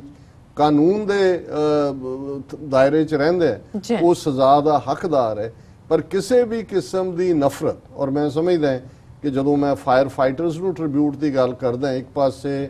ਅਮਰੀਕਾ ਦੇ ਵਿੱਚ ਜਿੱਥੇ ਇੱਕ ਟ੍ਰੈਜਿਕ ਆਵਰ ਸੀ ਇਹ ਅਮਰੀਕਾ ਦਾ ਇੱਕ ਬੈਸਟ ਆਵਰ ਵੀ ਪ੍ਰੂਵ ਹੋਇਆ ਜਿਸ ਅੰਦਾਜ਼ ਦੇ ਵਿੱਚ ਅਮਰੀਕਨਜ਼ ਇਮੋਸ਼ਨਲੀ ਇੱਕ ਦੂਜੇ ਦੇ ਨੇੜੇ ਆਏ ਔਰ ਜਿਵੇਂ ਫਾਇਰ ਫਾਈਟਰਸ ਨੇ ਲੋਕ ਬਾਹਰ ਨੂੰ ਦੌੜ ਰਹੇ ਨੇ ਜਾਨ ਬਚਾਉਣ ਦੇ ਲਈ ਧੂਏ ਚਾਰ ਚਫੇਰੇ ਇਹ ਅੰਦਰ ਨੂੰ ਦੌੜ ਰਹੇ ਨੇ ਜਾਨਾਂ ਬਚਾਉਣ ਦੇ ਲਈ ਉਹਨਾਂ ਦੇ ਕੋਲ ਚੋਇਸ ਸੀ ਕਿ ਉਹ ਜਿਹੜਾ ਉਹ ਆਪਣੀਆਂ ਜਾਨਾਂ ਦਾ ਫਿਕਰ ਕਰਦੇ ਪਰ ਉਹਨਾਂ ਨੇ ਜਿਸ ਬਹਾਦਰੀ ਦੇ ਨਾਲ ਔਰ ਇਹ ਜਿਹੜੀ ਮਨੁੱਖੀ ਸਪਿਰਿਟ ਹੈ ਮੈਂ ਸਮਝਦਾ ਵੀ 17 ਸਾਲ ਬਾਅਦ ਅੱਜ ਵੀ ਉਹ ਮਨੁੱਖੀ ਸਪਿਰਿਟ ਮਨੁੱਖੀ ਰੈਜ਼ਿਲੀਅੰਸ ਮਨੁੱਖੀ ਪਿਆਰ ਜਿਹੜਾ ਹੈ ਉਹ ਐਗਜ਼ਿਸਟ ਕਰਦਾ ਹੈ ਔਰ ਇਹੀ ਸਾਡੀ ਸਭ ਤੋਂ ਵੱਡੀ ਸਟਰੈਂਥ ਹੈ। ਨਫ਼ਰਤ ਅਲਟੀਮੇਟਲੀ ਡਿਫੀਟ ਹੁੰਦੀ ਹੈ। ਨਾਜ਼ੀਆਂ ਦੀ ਵਿਚਾਰਧਾਰਾ ਜੇ ਅਸੀਂ 20ਵੀਂ ਸਦੀ 'ਚ ਦੇਖੀਏ ਕਿ ਇੱਕ ਪਾਸੇ ਨਾਜ਼ੀਆਂ ਦੀ, ਇੱਕ ਪਾਸੇ ਮੁਸੋਲਿਨੀ ਦੀ ਫਾਸ਼ੀਵਾਦ ਦੀ ਵਿਚਾਰਧਾਰਾ ਸੀ, ਪਰ ਸੈਕੰਡ ਵਰਲਡ ਵਾਰ ਤੋਂ ਬਾਅਦ ਜੇ ਕਿਤੇ ਉਸ ਵਰਲਡ ਵਾਰ 'ਚ ਨਾਜ਼ੀ ਜਿੱਤਦੇ ਜਾਂ ਫਾਸ਼ਿਸਟ ਜਿੱਤਦੇ ਫਿਰ ਮਨੁੱਖਤਾ ਕੀ ਹੁੰਦੀ। ਸੋ ਲੇਕਿਨ ਉਸ ਤੋਂ ਬਾਅਦ ਇੱਕ ਨਾਰਾ ਉੱਭਰਿਆ ਨੈਵਰ ਅਗੇਨ, ਕਿ ਦੁਬਾਰਾ ਨਹੀਂ ਹੋਏਗਾ। ਪਰ ਬਦਕਿਸਮਤੀ ਕਿ ਉਸ ਤੋਂ ਬਾਅਦ ਬੇਸ਼ੱਕ 9/11 ਜਿਹੜਾ ਉਹ 21ਵੀਂ ਸਦੀ ਦੇ ਵਿੱਚ ਵਾਪਰਿਆ। ਇਹ ਚਾਹੀਦਾ ਸੀ ਕਿ 20ਵੀਂ ਸਦੀ ਦਾ ਜਿਹੜਾ ਪਾਰਟ ਓਵਰ ਹੋ ਚੁੱਕਾ ਹੈ। ਅਸੀਂ ਜਿਹੜੀਆਂ ਬੇਸਿਕ ਵੈਲਿਊਜ਼ ਨੇ ਇਨਸਾਨੀਅਤ ਦੀਆਂ, ਜਿਹੜੀਆਂ UN ਚਾਰਟਰਸ ਦੇ ਵਿੱਚ ਨੇ, ਅਮਰੀਕਾ ਦੇ ਜਿਹੜੇ ਫਾਊਂਡਿੰਗ ਫਾਦਰਸ ਸੀ ਉਹਨਾਂ ਦੇ ਸਾਹਮਣੇ ਸੀ ਕਿ ਜੀ ਟਰੂਥ, ਲਿਬਰਟੀ, ਜਸਟਿਸ, ਕਿ ਕਾਸ਼ ਜੇ ਅਸੀਂ ਇਸ ਰਿਜ਼ੋਲਵ ਨੂੰ ਕਿ ਮਨੁੱਖੀ ਸਮਾਜ ਅਸੀਂ ਇਹਨਾਂ ਵੈਲਿਊਜ਼ ਦੇ ਉੱਤੇ ਬਣਾਉਣਾ, ਪਰ ਇਸ ਦੇ ਉਲਟ ਔਰ ਇਹਦੇ 'ਚ ਇਸ ਗੱਲ ਦਾ ਵੀ ਧਿਆਨ ਰਹੇ ਕਿ ਇਹ ਜਦੋਂ ਅਸੀਂ ਦਹਿਸ਼ਤ, ਇੱਕ ਪਾਸੇ ਦਹਿਸ਼ਤਗਰਦੀ ਹੈ, ਇੱਕ ਪਾਸੇ ਔਰ ਸਾਡੇ ਲਈ ਇਹਦਾ ਨੁਕਸਾਨ ਇਹ ਹੋਇਆ ਇਹ ਸਾਰੇ ਘਟਨਾਕ੍ਰਮ ਦਾ ਉਸ ਤੋਂ ਬਿਯੋਂਡ ਦਾ ਕਿ 9/11 ਤੋਂ ਬਾਅਦ ਫਰੀडम ਫਾਈਟਰ, ਮਿਲੀਟੈਂਟ ਤੇ ਟੈਰਰਿਸਟ, ਇਹ ਸਾਰੇ ਲਫ਼ਜ਼ ਜਿਹੜੇ ਨੇ ਇੱਕ ਟੈਰਰਿਸਟ ਲਫ਼ਜ਼ ਦੇ ਥੱਲੇ ਆ ਗਏ ਔਰ ਉਹਦੇ ਨਤੀਜੇ ਦੇ ਤੌਰ ਤੇ ਜਿਹੜੇ ਜੈਨੂਇਨਲੀ ਆਪਣੀ ਆਜ਼ਾਦੀ ਦੇ ਲਈ ਹਥਿਆਰਬੰਦ ਸੰਘਰਸ਼ ਕਰਨ ਵਾਲੀਆਂ ਕੌਮਾਂ, ਲੋਕ ਸਨ, ਉਹਨਾਂ ਨੂੰ ਵੀ ਇੱਕ ਜਿਹੜੇ ਰਿਪਰੈਸਿਵ ਰਜੀਮ ਜਿਹੜੇ ਕਿ ਉਹਨਾਂ ਨੂੰ ਦਬਾ ਰਹੇ ਨੇ, ਉਹਨਾਂ ਨੇ ਉਹਨਾਂ ਨੂੰ ਟੈਰਰਿਜ਼ਮ ਦੇ ਖਾਤੇ 'ਚ ਪਾ ਦਿੱਤਾ। ਔਰ ਜੇ ਅਸੀਂ ਇਸ ਕੰਟੈਕਸਟ ਦੇ ਵਿੱਚ ਭਾਰਤ ਦੀ ਗੱਲ ਕਰੀਏ ਕਿ ਜਿਹੜੀ ਸਟੇਟ ਨੇ ਖੁਦ ਜੂਨ 84 'ਚ ਦਰਬਾਰ ਸਾਹਿਬ ਤੇ ਹਮਲਾ ਕਰਕੇ ਟੈਂਕਾਂ ਤੋਪਾਂ ਦੇ ਨਾਲ ਸਟੇਟ ਟੈਰਰਿਜ਼ਮ ਨੂੰ ਸਾਡੀਆਂ ਬਰੂਹਾਂ ਤੇ ਲਿਆਂਦਾ, ਜਿਸ ਸਟੇਟ ਨੇ 6 ਦਸੰਬਰ 1992 ਨੂੰ ਕੱਲੀ ਉਹ ਹਿਸਟੋਰੀਕਲ ਬਾਬਰੀ ਮਸਜਿਦ ਤੇ ਨਹੀਂ ਢਾਈ, ਉਸ ਤੋਂ ਬਾਅਦ ਸੈਂਕੜਿਆਂ ਮੁਸਲਮਾਨਾਂ ਦਾ ਜਿਹੜਾ ਕਤਲੇਆਮ ਉਹ ਬੰਬੇ 'ਚ ਹੋਏ, ਅਯੁੱਧਿਆ 'ਚ ਹੋਏ, ਦੂਸਰੀਆਂ ਥਾਵਾਂ ਤੇ ਹੋਇਆ। ਔਰ ਇਹ ਜਦੋਂ 9/11 ਦਾ ਦੁਖਾਂਤ ਵਾਪਰਦਾ ਹੈ ਇੰਡੀਆ ਦੇ ਵਿੱਚ, ਕਿਉਂਕਿ ਉਸ ਵੇਲੇ ਅਟਲ ਬਿਹਾਰੀ ਵਾਜਪਾਈ ਦੀ ਅਗਵਾਈ ਵਿਚਲੀ ਕੋਲੀਸ਼ਨ ਸਰਕਾਰ ਸੀ, ਉਹਦੀ ਆੜ ਦੇ ਵਿੱਚ ਫਿਰ ਕਿਵੇਂ 2002 ਦੇ ਵਿੱਚ ਮੋਦੀ ਨੇ ਗੁਜਰਾਤ ਦੇ ਵਿੱਚ ਹਜ਼ਾਰਾਂ ਮੁਸਲਮਾਨਾਂ ਦਾ ਕਤਲੇਆਮ ਕੀਤਾ ਔਰ ਉਹਦੀ ਆੜ ਦੇ ਵਿੱਚ ਫਿਰ ਕਿਵੇਂ ਉਸ ਤੋਂ ਬਾਅਦ ਜਿਹੜੀ ਇੰਡੀਅਨ ਸਟੇਟ ਹੈ ਉਹਨੇ ਇੱਕ ਤੋਂ ਬਾਅਦ ਇੱਕ ਸਖਤ ਕਾਨੂੰਨ ਜਿਹੜੇ ਟੈਰਰਿਜ਼ਮ ਦੇ ਨਾਂ ਥੱਲੇ ਪਾਸ ਕੀਤੇ ਔਰ ਉਹਨਾਂ ਨੇ ਇਸ ਸਾਰਿਆਂ ਨੂੰ ਇਹ ਦੱਸਦੇ ਆ ਕਿ ਜੀ ਅਸੀਂ ਵੀ ਦਹਿਸ਼ਤਗਰਦੀ ਦੇ ਵਿਕਟਮ ਹੈ। ਇੰਡੀਆ ਨੇ ਇੱਕ ਫੇਕ ਅਟੈਕ ਆਪਣੀ ਪਾਰਲੀਮੈਂਟ ਤੇ ਕਰਵਾ ਕੇ ਉਹਨੂੰ ਪਾਕਿਸਤਾਨ ਬੇਸਡ ਦਹਿਸ਼ਤਗਰਦਾਂ ਦੇ ਖਾਤੇ 'ਚ ਪਾ ਕੇ ਉਹਨਾਂ ਨੇ ਦੱਸਿਆ ਕਿ ਜੀ ਸਿਰਫ ਤੁਹਾਡਾ ਵਰਲਡ ਟ੍ਰੇਡ ਸੈਂਟਰ ਜਾਂ ਪੈਂਟਾਗਨ ਹੀ ਅਟੈਕ ਨਹੀਂ ਹੋਇਆ, ਅਸੀਂ ਵੀ ਜਿਹੜੇ ਆ ਉਹ ਦਹਿਸ਼ਤਗਰਦੀ ਦਾ ਵਿਕਟਮ ਹੈ। ਔਰ ਅਸੀਂ ਇਹ ਦੇਖ ਰਹੇ ਹਾਂ ਕਿ ਪਿਛਲੇ ਆਲਮੋਸਟ 17 ਸਾਲਾਂ ਦੇ ਵਿੱਚ ਇੰਡੀਅਨ ਸਟੇਟ ਕਿਵੇਂ ਇੱਕ ਰਿਪਰੈਸਿਵ ਸਟੇਟ ਬਣ ਕੇ ਸਿੱਖਾਂ, ਮੁਸਲਮਾਨਾਂ, ਈਸਾਈਆਂ, ਦਲਿਤਾਂ, ਟ੍ਰਾਈਬਲਸ, ਆਦੀਵਾਸੀਆਂ, ਉਹਨਾਂ ਦੀ ਜਾਨ ਦੀ ਖਾਊ ਬਣੀ ਹੋਈ ਹੈ, ਕਿਵੇਂ ਹਜ਼ਾਰਾਂ ਦੀ ਗਿਣਤੀ ਦੇ ਵਿੱਚ ਉਹ ਜ਼ੁਲਮ ਹੋ ਰਹੇ ਨੇ। ਪਰ ਹੁਣ ਕਸ਼ਮੀਰ ਦੀ ਜੇ ਗੱਲ ਕਰੀਏ ਜਿੱਥੇ ਇੱਕ ਜੈਨੂਇਨ ਫਰੀडम ਮੂਵਮੈਂਟ ਹੈ, ਇੰਡੀਜਨਸ ਲੋਕਾਂ ਦੀ ਹੈ, ਉਹਨਾਂ ਲੋਕਾਂ ਦੇ ਮੁੱਢਲੇ ਹੱਕ ਵੀ ਜਿਹੜੇ ਨੇ ਉਹ ਵੀ ਖੋਏ ਜਾ ਰਹੇ ਨੇ। 7 ਲੱਖ ਫੌਜ ਰੱਖ ਕੇ ਤੁਸੀਂ ਪੈਲਟ ਗਨਸ ਇਸਤੇਮਾਲ ਕਰ ਰਹੇ ਹੋ, ਅੰਨੇ ਬਣਾ ਰਹੇ ਹੋ ਲੋਕਾਂ ਨੂੰ। ਲੇਕਿਨ ਜਦੋਂ ਕਿਉਂਕਿ ਦੁਨੀਆ ਦਾ ਮਾਹੌਲ ਪੋਸਟ 9/11 ਇਸ ਕਿਸਮ ਦਾ ਬਣ ਗਿਆ ਕਿ ਈਵਨ ਜਿੱਥੇ ਕਿਤੇ ਕੋਈ ਆ ਉਹਨੂੰ ਕਹਿ ਦਿਓ ਜੀ ਇਹ ਦਹਿਸ਼ਤਗਰਦੀ ਹੈ, ਇਹ ਟੈਰਰਿਜ਼ਮ। ਔਰ ਦੁਨੀਆ ਵੀ ਜਿਹੜੀ ਹੈ ਕਿਉਂਕਿ ਹਰ ਕੋਈ ਆਪੋ ਆਪਣੇ ਇੱਕ ਤਾਂ ਉਲਝਿਆ ਹੋਇਆ ਇਸ ਕਿਸਮ ਦੇ ਮਾਹੌਲ 'ਚ ਆਪਣੀ ਸੇਫਟੀ ਨੂੰ ਲੈ ਕੇ, ਤੇ ਉਹਨਾਂ ਨੂੰ ਵੀ ਇਹ ਲੱਗਣ ਲੱਗ ਜਾਂਦਾ ਹੈ ਕਿ ਜੀ ਇਹ ਤਾਂ ਜਿਹੜਾ ਇਹ ਇਸੇ ਤਰ੍ਹਾਂ ਹੀ। ਔਰ ਅਮਰੀਕਾ ਦਾ ਜਿਹੜਾ ਮੈਂ ਸਮਝਦਾ ਔਰ ਮੈਂ ਅਕਸਰ ਅੱਗੇ ਵੀ ਦੁਹਰਾਉਂਦਾ ਕਿ ਜਦੋਂ ਮੈਂ ਅਮਰੀਕਾ ਆਉਣ ਦਾ ਫੈਸਲਾ ਕੀਤਾ ਮੇਰੇ ਸਾਹਮਣੇ ਇਹ ਸੀ ਕਿ ਅਮਰੀਕਾ ਉਦੋਂ ਅਜੇ ਵਰਲਡ 2 ਪੋਲਰ ਸੀ, ਬਾਈਪੋਲਰ, ਇੱਕ ਪਾਸੇ ਸੋਵੀਅਤ ਯੂਨੀਅਨ ਸੀ, ਅਮਰੀਕਾ ਸੀ। ਜੋ ਸਾਡੇ ਨਾਲ ਹੋ ਰਿਹਾ ਸੀ 84 ਜੂਨ 84 ਨਵੰਬਰ 84 ਪੰਜਾਬ ਦੇ ਪਿੰਡਾਂ ਦੇ ਵਿੱਚ ਪੂਰਾ ਆਪਰੇਸ਼ਨ ਵੁੱਡ ਰੋਜ਼ ਦੇ ਨਾਂ ਥੱਲੇ ਪੂਰੀ ਸਿੱਖ ਜਵਾਨੀ ਦਾ ਨਸਲ ਕਾਤ, ਔਰ ਉਦੋਂ ਅਮਰੀਕਾ ਚੈਂਪੀਅਨ ਸੀ ਹਿਊਮਨ ਰਾਈਟਸ ਦਾ। ਇਸ ਕਿਸਮ ਦਾ ਸੀ ਕਿ ਭਾਈ ਕਿਤੇ ਵੀ ਜਿੱਥੇ ਹੁੰਦਾ ਹੈ ਉਹਨੂੰ ਜਿਹੜਾ ਉਹ ਅਕਾਊਂਟੇਬਲ ਠਹਿਰਾਇਆ ਜਾਂਦਾ ਹੈ, ਇਕਨੋਮਿਕਲ ਸੈਂਕਸ਼ਨਸ ਲਾਈਆਂ ਜਾਂਦੀਆਂ ਔਰ ਦੂਸਰਾ ਹੁੰਦਾ। ਪਰ ਬਦਕਿਸਮਤੀ ਦੇ ਨਾਲ 9/11 ਤੋਂ ਬਾਅਦ ਅਮਰੀਕਾ ਦਾ ਆਪਣਾ ਟਰੈਕ ਰੈਕਰਡ ਔਰ ਖਾਸ ਤੌਰ ਤੇ ਜਿਵੇਂ ਅਮਰੀਕਾ ਦੇ ਵਿੱਚ ਫੜੋ ਫੜੀ ਦਾ ਦੌਰ ਵੀ ਸ਼ੁਰੂ ਹੋਇਆ, ਜੀ ਅਫਗਾਨਿਸਤਾਨ 'ਚ ਵੀ ਹੋਇਆ, ਔਰ ਸਭ ਤੋਂ ਨੋਟੋਰੀਅਸ ਗੁਆਟਾਨਾਮਾ ਬੇ ਜੇਲ੍ਹ ਦੇ ਵਿੱਚ ਕੀ ਹੋਇਆ ਔਰ ਕਿਵੇਂ ਜਿਹੜੇ ਪ੍ਰਿਜ਼ਨਰਸ ਨੇ ਅਮਰੀਕਾ 'ਚੋਂ ਗੁਆਟਾਨਾਮਾ ਬੇ 'ਚੋਂ ਉਹਨਾਂ ਕੰਟਰੀਜ਼ 'ਚ ਯੂਰਪ ਦੇ ਵਿੱਚ ਜਿੱਥੇ ਟਾਰਚਰ ਹੁੰਦਾ। ਹੁਣ ਤਾਂ ਇਸ ਦੀਆਂ ਰਿਪੋਰਟਸ ਨੇ ਐਮਨੈਸਟੀ ਇੰਟਰਨੈਸ਼ਨਲ ਦੂਸਰਿਆਂ ਦੀਆਂ, ਉਹਨਾਂ ਦੇ ਉੱਤੇ ਜਿਹੜਾ ਉਹ ਟਾਰਚਰ ਹੋਇਆ। ਸੋ ਜਿਹੜੀ ਮੋਰਲ ਹਾਈ ਗਰਾਊਂਡ ਸੀ ਜਾਂ ਜਿਹੜੀ ਅਮਰੀਕਾ ਦੀ ਸਟਿਕ ਸੀ ਹਿਊਮਨ ਰਾਈਟਸ ਦੀ, ਜਿਹਦੇ ਥੱਲੇ ਦੁਨੀਆ ਦੇ ਰਿਪਰੈਸਿਵ ਰਜੀਮ ਅਕਾਊਂਟੇਬਲ ਬਣਾਏ ਜਾਂਦੇ ਸੀ, ਉਹਨਾਂ ਦੇ ਅੰਦਰ ਵੀ ਘਬਰਾਹਟ ਹੁੰਦੀ ਸੀ। ਐਮਨੈਸਟੀ ਇੰਟਰਨੈਸ਼ਨਲ ਦੀਆਂ ਰਿਪੋਰਟਸ ਜਿਹੜੀਆਂ ਨੇ ਉਹ ਸ਼ੀਸ਼ਾ ਹੁੰਦਾ ਸੀ ਜਿਹੜਾ ਹਰ ਰਜੀਮ ਦੇਖਦਾ ਸੀ ਕਿ ਵੀ ਅਸੀਂ ਕਿੱਥੇ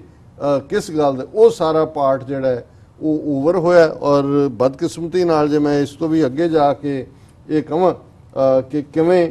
ਜਿਹੜਾ ਇਸ ਵੇਲੇ ਜਿਹੜੇ ਕਰੰਟ ਐਡਮਿਨਿਸਟ੍ਰੇਸ਼ਨ ਟਰੰਪ ਐਡਮਿਨਿਸਟ੍ਰੇਸ਼ਨ ਹੈ, ਉਹਨਾਂ ਨੇ ਕਿਵੇਂ ਅਜੇ 2 ਦਿਨ ਪਹਿਲਾਂ ਹੀ ਉਹਨਾਂ ਦੇ ਟਰੰਪ ਨੇ ਵੀ ਔਰ ਉਹਨਾਂ ਦੇ ਐਡਮਿਨਿਸਟ੍ਰੇਸ਼ਨ ਨੇ ਇੰਟਰਨੈਸ਼ਨਲ ਕ੍ਰਿਮੀਨਲ ਕੋਰਟ ਜਿਹੜਾ 2002 ਦੇ ਵਿੱਚ ਹੋਂਦ 'ਚ ਆਇਆ, ਉਹਨਾਂ ਨੂੰ ਕਿਉਂਕਿ ਉਹ ਅਕਾਊਂਟੇਬਲ ਠਹਿਰਾ ਰਹੇ ਨੇ ਅਫਗਾਨਿਸਤਾਨ ਦੇ ਵਿੱਚ ਜਿਹੜੇ ਅਮਰੀਕੀ ਜਿਹੜੇ ਫੌਜੀ ਜਾਂ ਦੂਜਿਆਂ ਨੇ ਕੋਈ ਵਾਇਓਲੇਸ਼ਨਸ ਕੀਤੀਆਂ ਤੇ ਉਹਨਾਂ ਨੇ ਕਿਹਾ ਜੀ ਅਸੀਂ ਤੁਹਾਡੇ ਤੇ ਪਾਬੰਦੀਆਂ ਲਾ ਦੇਵਾਂਗੇ, ਤੁਹਾਨੂੰ ਅਸੀਂ ਐਸੈਟਸ ਜਿਹੜੇ ਨੇ ਉਹ ਬੰਦ ਕਰ ਦੇਵਾਂਗੇ। ਪਰ ਇਸ ਸਾਲ ਦੇ ਵਿੱਚ ਜੋ ਕੁਝ ਹੋਇਆ, ਜਦੋਂ ਅਸੀਂ ਦੇਖਦੇ ਹਾਂ ਕਿ ਇਹ ਜਿਹੜਾ ਇੰਟਰਨੈਸ਼ਨਲ ਕ੍ਰਿਮੀਨਲ ਕੋਰਟ ਤੇ ਆਰਥਿਕ ਪਾਬੰਦੀ ਲਾਉਣ ਦੀ ਗੱਲ ਔਰ ਜਿਹੜੀਆਂ ਟਰੰਪ ਐਡਮਿਨਿਸਟ੍ਰੇਸ਼ਨ ਦੇ ਪੀਰੀਅਡ ਜਿਹੜਾ ਮੈਂ ਜਦੋਂ ਕਿ ਅਸੀਂ ਇਸ ਦਿਨ ਨੂੰ ਇੰਟਰਨੈਸ਼ਨਲੀ ਕਿਵੇਂ ਇੰਪੈਕਟ ਹੋਇਆ ਕਿ ਜਿਹੜਾ ਇੱਕ ਗਲੋਬਲ ਕੰਸੈਂਸਸ ਦੇ ਨਾਲ ਹਿਊਮਨ ਰੇਸ ਦੀ ਗੱਲ ਸੀ ਜਿਹੜੀ post second world war United Nations ਦੇ ਰੂਪ ਚ ਨਿਕਲੀ ਜੀ, ਫਿਰ ਉਹ ਵਰਲਡ ਟ੍ਰੇਡ ਦੇ ਮਾਮਲੇ ਦੇ ਵਿੱਚ ਸਮਝੌਤੇ ਹੋਣ, ਵਰਲਡ ਟ੍ਰੇਡ ਆਰਗੇਨਾਈਜੇਸ਼ਨ ਨਾਫਤਾ ਹੋਏ, एनवायरनमेंट रिलेटेड ट्रीटीज़ होण और नैटो वर्गा होए जिन्हें लंबा वक्त सोवियत यूनियन नूं जिहड़ा वो रोक के रखिया वो सारिਆਂ ਦੀ ਜਿਹੜੀ ਆ ਆਲਮੋਸਟ ਫੱਟੀ ਪਹੁੰਚਣ ਦੀ ਲਾਈਨ ਹੈ। और जिवें विश्व व्यापार संगठन चों अगस्त विच ही ट्रंप एडमिनिस्ट्रेशन ने कहा कि जी असीं जिहड़ा इस चों बाहर निकल सकते हैं, फिर जिहड़ा सियासी पक्षपात का इल्ज़ाम यूनाइटेड नेशनस की ह्यूमन राइट कौंसल उसनूं अमरीकी राजदूत निक्की हेली ने कहा कि जी ये तो एक पखंडी संस्था है जो मनुखी अधिकारां दा मजाक उड़ाती है। हुण क्योंकि अमरीका नूं अकाउंटेबल ठहराया जाता है भी तुसीं आ काम क्यों कर रहे हो, तो ये हुण ईवन ह्यूमन राइट्स कौंसल नूं भी मनण तो इनकारी ने। फिर असीं ये समझते हैं कि यूनैस्को वर्गी संस्था चों भी अमरीका बाहर आ गया कि जी उन्होंने जिहड़ा इजराइल का वो विरोध किया है। सो कुल मिला के असीं देखते हैं कि बई जिहड़ा अगस्त 2017 च पैरिस जिहड़ा एनवायरनमेंटल ट्रीटी सी उस चों जिहड़ा उन्होंने कहा जी असीं इस नूं नहीं मानते। और होर भी जिहड़े सारे दे विच असीं देखते हैं कि किवें इस इलैक्शन कैंपेन दे विच ट्रंप एडमिनिस्ट्रेशन दी ये नफरत जिहड़ी सी वो कल्ली मुसलमानां तक महदूद नहीं रही, वो जीनोफोबिया दे थल्ले मैक्सीको किवें मैक्सीको दे नाल कंध बनाउण दी गल और मैक्सीको जदों असीं कहंदे आ फिर सारे लैटिन अमेरिकनस जिहड़े कि अमरीका दे विच इस वेले गोरियां तो बाद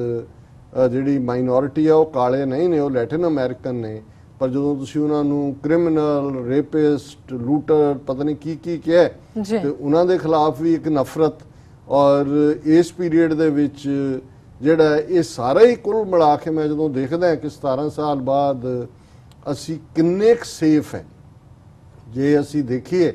कि अज शायद असीं इस सारे पीरीयड च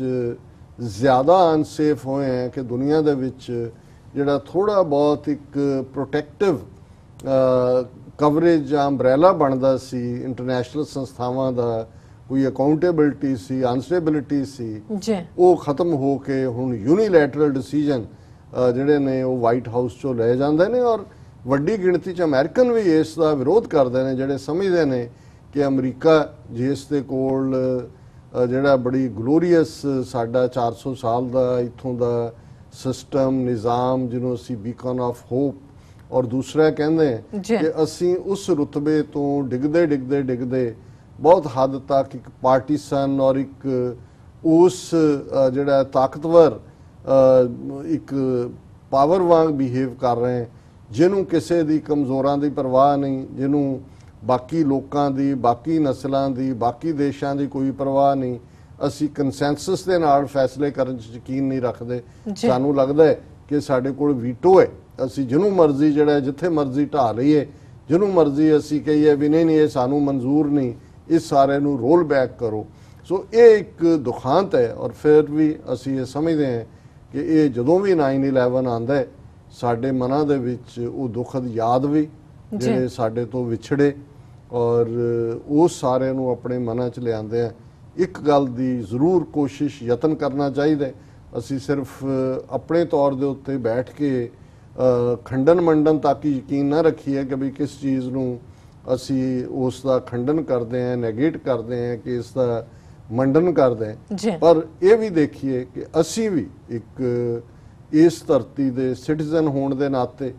ਇਸ ਮੁਲਕ ਦੇ ਵਸਿੰਦੇ ਹੋਣ ਦੇ ਨਾਤੇ, ਔਰ ਜੇ ਅਸੀਂ ਸਿੱਖ ਧਰਮ 'ਚ ਯਕੀਨ ਰੱਖਦੇ ਹਾਂ ਜਾਂ ਜਿਹੜਾ ਵੀ ਜਿਸ ਧਰਮ 'ਚ ਯਕੀਨ ਰੱਖਦਾ ਹੈ, ਮਜ਼ਹਬ ਨਹੀਂ ਸਿਖਾਤਾ ਆਪਸ ਵਿੱਚ ਵੈਰ ਰੱਖਣਾ। ਮਜ਼ਹਬ ਕਦੇ ਵੀ ਨਫ਼ਰਤ ਨਹੀਂ ਸਿਖਾਉਂਦਾ। ਰੱਬ ਦੇ ਬੰਦੇ ਇਸ ਕਰਕੇ ਕਿ ਕੋਈ ਵੱਖਰਾ ਹੈ ਉਸ ਨਾਲ ਨਫ਼ਰਤ ਨਹੀਂ ਕਰਦੇ। ਸੋ ਇਹ ਸਾਡਾ ਫਰਜ਼ ਹੈ ਕਿ ਅਸੀਂ ਵੀ ਆਪੋ ਆਪਣੇ ਤਰੀਕਿਆਂ ਦੇ ਨਾਲ ਜਿਸ ਖਿੱਤੇ 'ਚ ਵੀ ਜਿਸ ਫੀਲਡ 'ਚ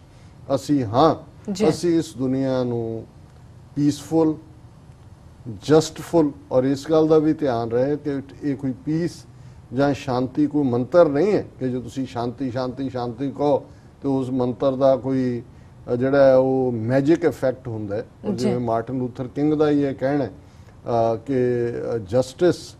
piece without justice has no meaning. ਕਿਉਂਕਿ